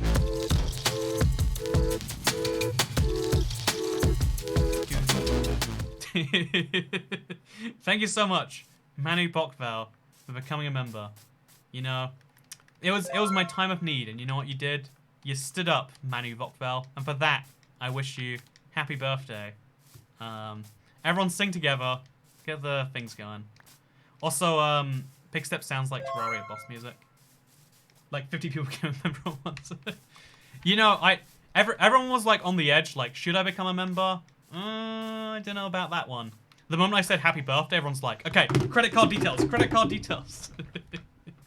You know, I'm just saying, sometimes we want to hear happy birthday. It doesn't need to be your birthday just to enjoy a good happy birthday. As Mad Caker knows, happy birthday, Mad Caker. Happy birthday to you.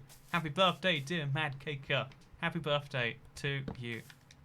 That is the happy birthday song everyone uses, right? I'm not... Do. Thank you, John Traco, for becoming a channel member. Happy birthday, Mr. John Traco. Happy birthday, Mr. John Traco, to you. Happy birthday, dear John Traco. Happy birthday to John Traco. The first time someone pronounced my name correctly says Manu Bokvel. How can you pronounce it any other way, Manu? Manu? Oh no, wait. Now I'm lost. I don't know how I said it, and I'm worried, like... As soon as I said, how can you pronounce it any other way, I lost the way of saying it, so... There's that one. Thank you so much for becoming members, friends. Happy birthdays. I mean, it could be that those people are just members. I mean, those people are having birthdays today, and they're like, you know... It's not often you can pay to have someone sing happy birthday live on a live stream. But today is indeed that day for all of you. Look how much nicer this looks at night. Should we just do all of this at night now? There's no reason not to, right? There's no reason not to. So let's do precisely that anyway. So line this up with that. I guess we'll get hit by a creeper eventually. We don't lose too much from that, though. We don't lose too much from it. Do the flyby toy cat. No, eat my dog 999. I will not eat your dog. That is a terrible username. I don't know why you came up with it. Hey, Super Kit! Happy birthday, Super Kit!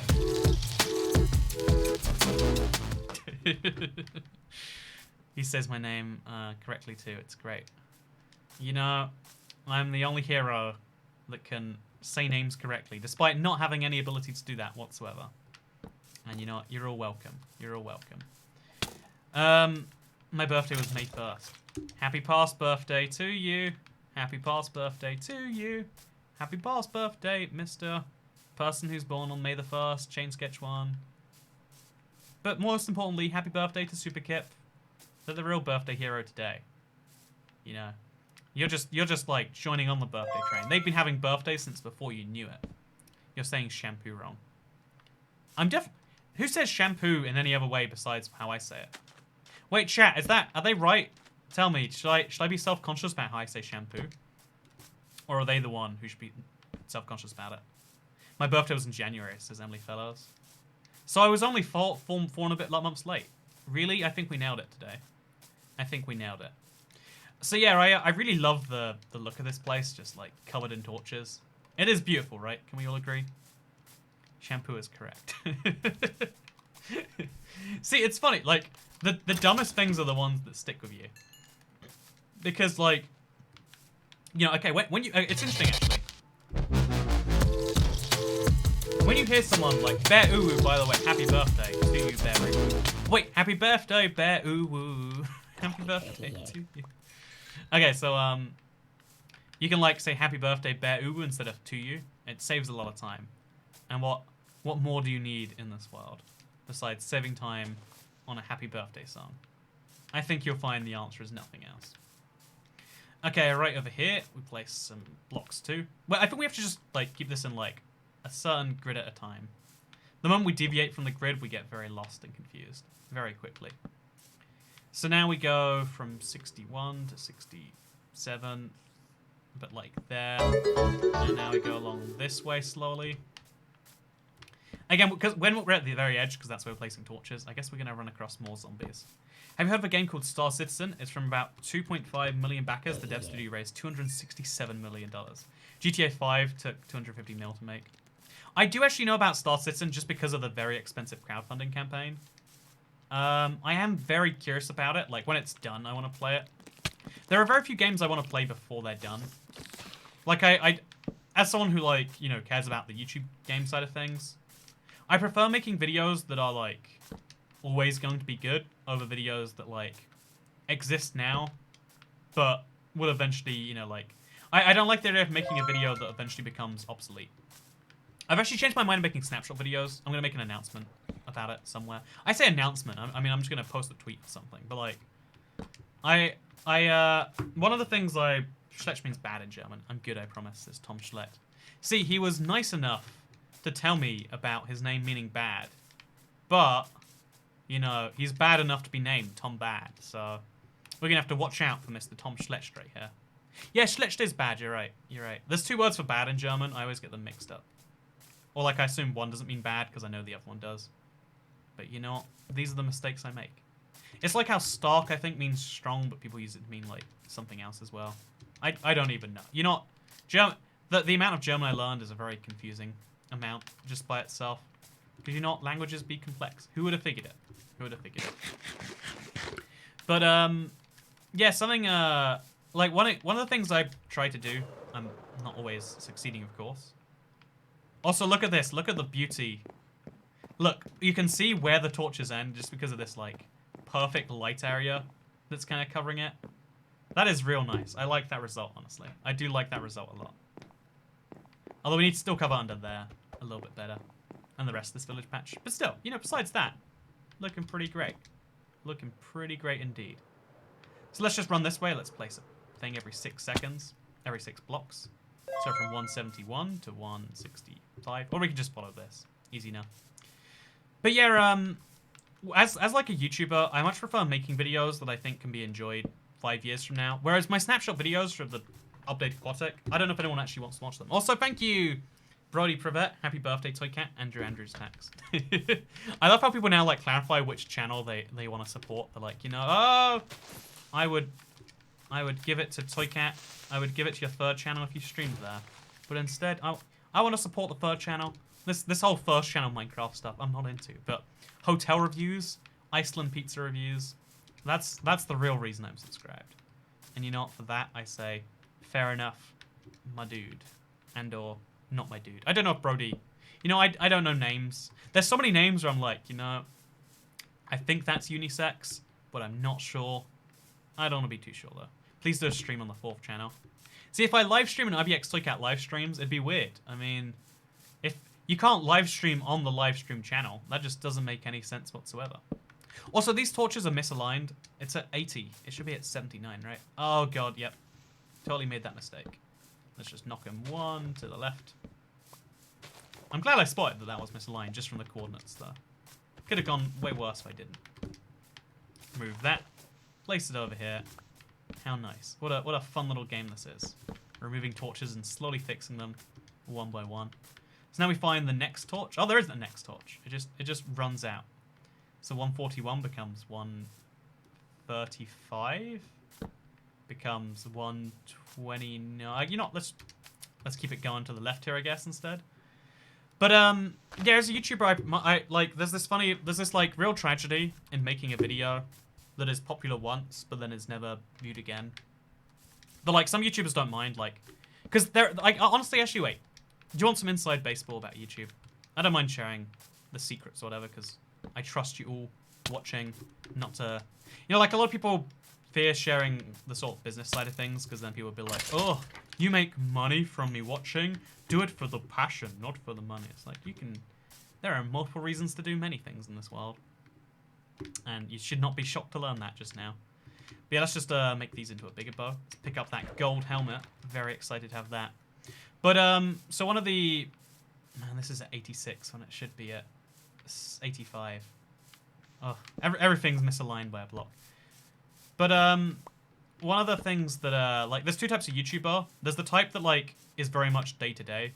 Like, beyond any individual day, they're not so concerned.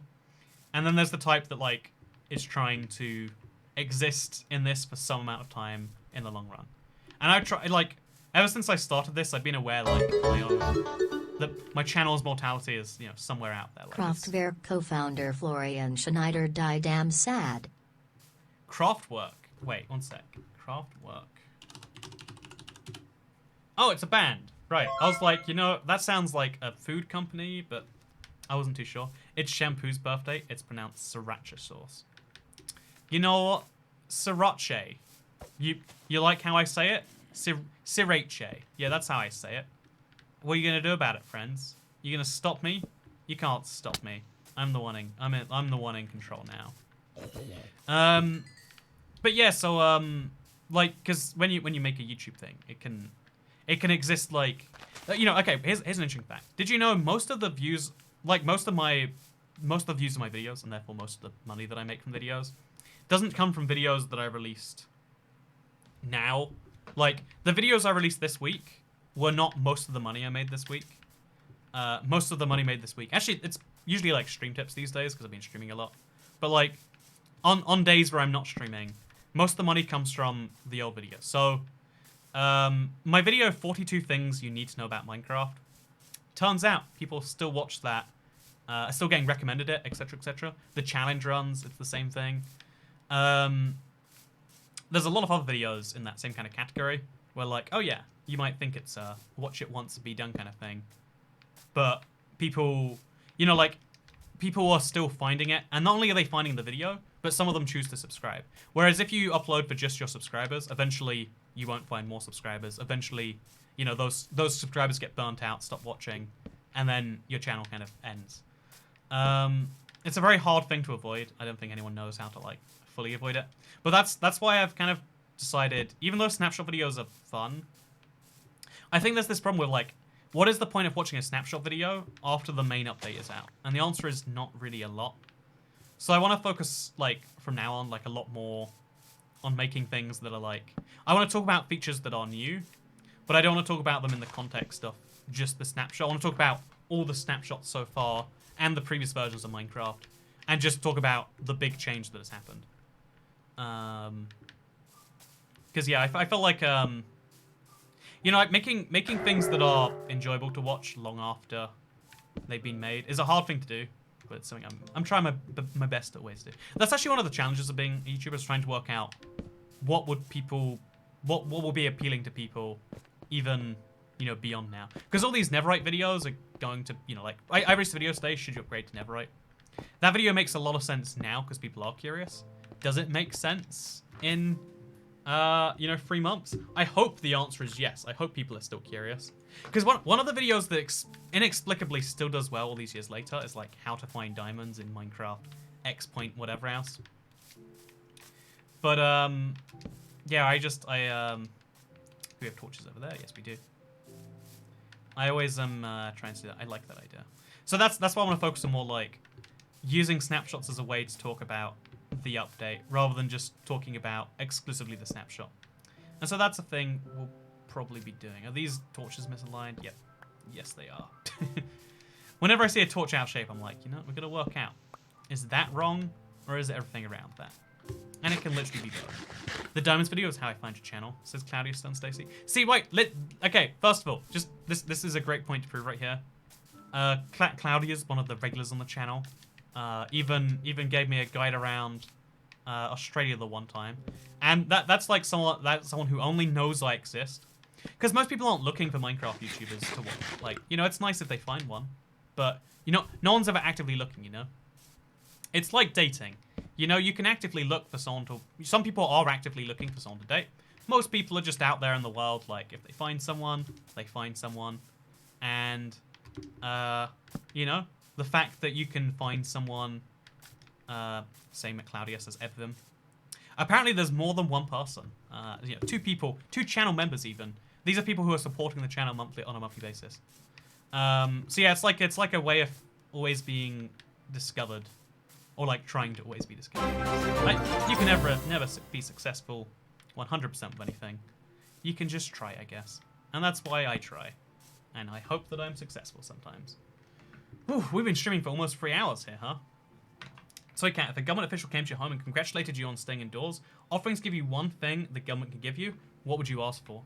The real answer is I wouldn't believe him, no matter what he told me. I would believe it was a government experiment, and I'd be like, oh, just give me 10 minutes to brush my hair, and I'd, like, run away or something. As far as, like, if I somehow have the proof that they are, in fact, super genuine and do just want to reward me for my staying indoors, but with anything the government can do, I mean, like, easy answer is like, okay, I want you to amend this law right here. No, actually, I want a diplomatic passport. I want the ability to rightfully enter any country in the world at any point in time. No visa or anything required. That'd be cool. That's like the coolest ability the government could give me. Especially right now, like, normal people can't travel. Better believe diplomats still can. Better believe that's an ability they still have. So yeah, if I could do that, it'd be like some law to make it legal to do. Oh yeah, did you know that avoiding your toy cat tax is now officially a crime in the state of the UK? Best never biome is outdated because 20W19A. You reckon? Wait, 20W19A. What are you talking about? 20W19A. What'd it fix? The Nether patches of blackstone and gravel generate in all Nether biomes at the level of lava ocean. Soul sand generated soul sallies at the lava ocean. I don't know what you're talking about in particular, but like, yeah, the fact that like certain parts change and stuff is always something that I guess I want to work within. So yeah, I want to like see a feature, see if they're probably going to change it, or talk about how it is right now. But I want to be more like feature specific than entire snapshot specific, because like so many Minecraft YouTubers make snapshot videos, and I've never liked just being like one in a crowd, just doing the same thing as everyone. One, because I mean like no one wants to do. I know it doesn't feel good when you're just like, just another one, you know. I think maybe it's just like an ego thing or something like that. But does anyone want to just be like another one off insert anything here? You know, like even if it's another good thing, like oh yeah, another hero. It's like oh, just another one. Like you know, being a superhero is only great in those superhero universes where you're the only superhero. I've always thought this, but like you know, living in a world of like the Avengers or something sucks. If you're the guy with the bow, he can fire real fast. It's like man, you are. Everyone's going to compare you to the man who can shoot laser beams out of his eye. I'm getting universes mixed up. I'm sorry. Everyone's going to compare you to, the people who can do much more impressive things, and that's going to suck. You're really good, but also, you're super unique, and you got this whole thing, this whole backstory, but in reality, people just see you as Mr. Bow and Arrow guy, and even though it's a super good power. I don't know. No one wants to be a sheep. Yeah, maybe I wonder like maybe people do. Maybe like this a sense of belonging is always good, but also no one wants to blend in entirely. Everyone wants to belong without losing their sense of self. Like everyone wants to join a collective that makes everyone better, but no one wants to lose themselves to that collective. Or maybe they do. Maybe some people see their identity as being more in the like Maple Syrup says I want to be a sheep. And I don't know how much we can put into the words of someone called Maple Syrup. Or maybe we can put a lot into it, like, okay, they want to be a sheep so much that they literally are named after their favorite condiment. Maybe we can take some interesting information from that, perhaps. I'm not too sure. What I am sure of, though, is that Minecraft is cool, am I right? Yeah. No, I lost my train of thought. Whenever we lose a train of thought now, we'll just say Minecraft is cool. Everyone agrees, right? Minecraft is cool, yeah. I'm a sheep to my shepherd. That's beautiful, man. That's beautiful. Bro, you gotta be eco-friendly. All these torches create way too much light pollution. The actual point of all these torches is light pollution. Thank you very much. So we now go to minus 189. No, wait. Minus 201 would be 6 blocks from 195. And then 207. And there we go. Now we just keep on placing these. We want everything to be lit up. As much effort as it takes. It's worth doing. Yeah, honestly, you don't realize, like placing torches is a super fun task when you start. You don't realize until you place your 1000th torch, like in a perfect grid that like, man, lining things up perfectly actually takes more effort than you might assume. As it turns out, it's not perfectly easy to be perfectly lined up all the time. I don't know how I didn't realize this until literally just now. So I think we need to place a torch there. So we'll just place one there and there instead. That's good enough. That does vaguely the same job. What are your thoughts on the Beatles, says Bro Time? I think we went over this one before, actually. But I'm not like a huge fan. I'm sure they were good for their time. But good for their time doesn't matter when you're not in their time, you know? Like, if... It's like wait, that ties back into the Minecraft video thing. Like, I think making something that can be enjoyed more than just right now is a real challenge. Okay, so that's 147, so we can't even go over that. So we'll just keep on staying in this grid. Keep on placing blocks and we see a torch. One of the interesting challenges is, like, making something that's good now is hard enough as it is. Making, like, the next big hit movie or whatever dumb thing you want to make, that's already, like, a bit of a challenge, I would say. Maybe you disagree. Well, good luck breaking this block. Let's just use mining fatigue and exist the way it is. Why don't you kill this guardian, or do you want it there? Says Call Me Savage. It's a part of my museum. Thank you very much. If you don't know, I have a museum here. I've got an Elder Guardian in there. It's a whole thing I'm working on. I've also got a conduit, it seems. Or is that a charge creeper? That's a charge creeper. I've got myself a dinosaur fossil. It's a very fun little build we have going on. It's missing some grass, and apparently creepers spawn in here. So that's a bad thing. Definitely gotta work on that. Are you trying to fight Corona with the heat? Fight off Corona with the heat? Question mark. I mean, I'm just saying, name 10 things that can survive fire. Guess you can't do it. Light up your museum. It's funny, I'm lighting up the entire world, but I'm definitely saving the museum for last because it's just such a mess we have to deal with. And it's like, I'm gonna put this off until the last possible moment. As all good people do. You just ignore it until you physically cannot anymore. Okay, so this torch line is over here. We wait till they converge. And then it goes along these. So, yep. Place a block here. Place a block over here. And now we keep going between the museum and here. It'll be real nice. It'll be real nice. So, yeah, honestly, I think, I'm going to be real with you, Internet.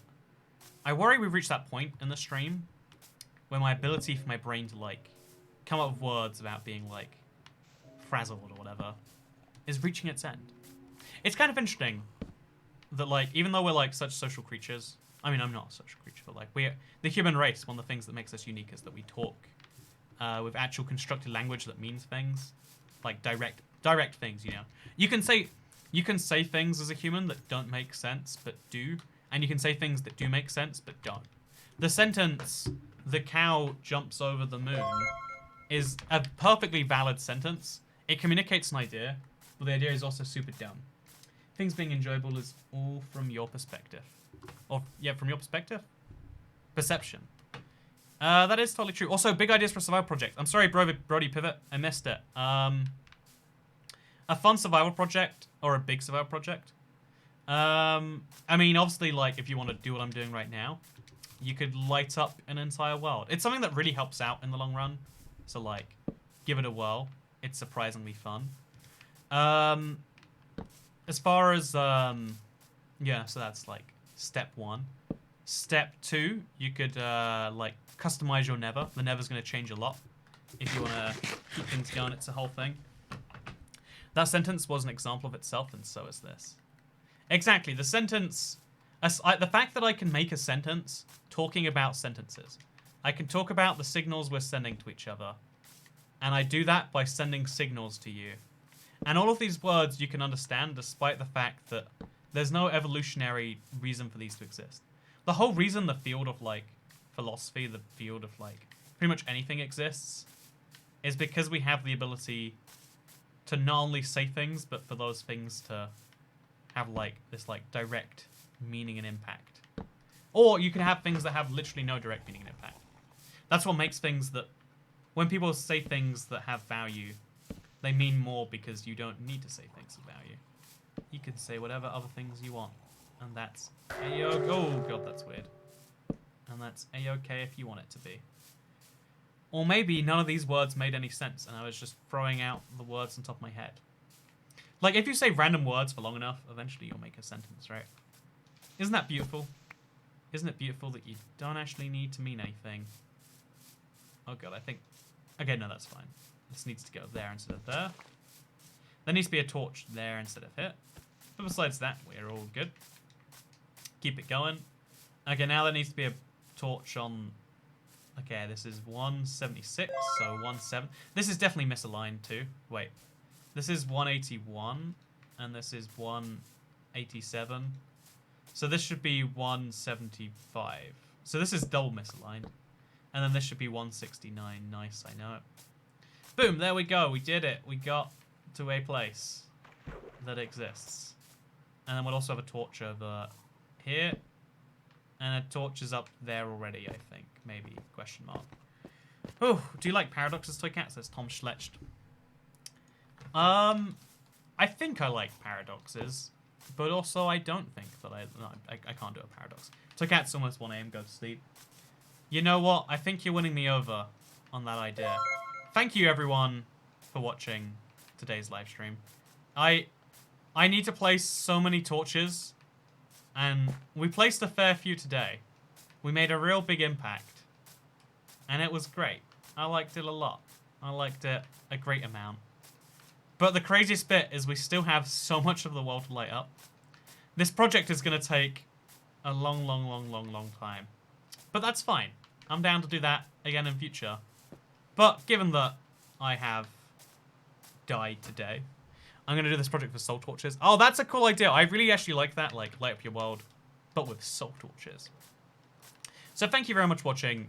this video right here. Thank you for spending your time with me this evening.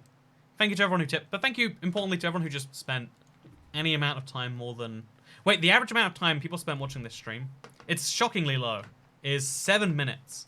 Anyone who spent more than 7 minutes here, and to those of you who spent more than an hour here, thank you for watching. You are the reason that we even can be alive. That's right. That made sense. No, I'm tired. I was up till 5 last night. Had an idea for a video game. Didn't know if I told you about that. All comes full circle.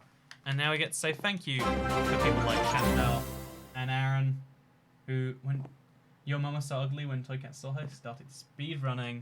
Speaking of speedrunning, Aaron, tomorrow, speedrun attempt, all 3 bosses. It'll be fun, probably. Or maybe I'll do something else, actually. I'm not sure. But tomorrow, something speedrun. Maybe. It'll be fun. Oh, also tomorrow, co-op record for Minecraft. Like, Minecraft co-op beaten in a very low amount of time. Compared to what you'd expect. This is Toy Cat Yawns for a few minutes. 5 AM ideas are the best ideas. I actually agree. 5 AM ideas are the best ones. Thank you for watching. I'll see you tomorrow. Or maybe I'll die in my sleep tonight. One of those 2 things will happen. Either way, I hope you have a great day, friends.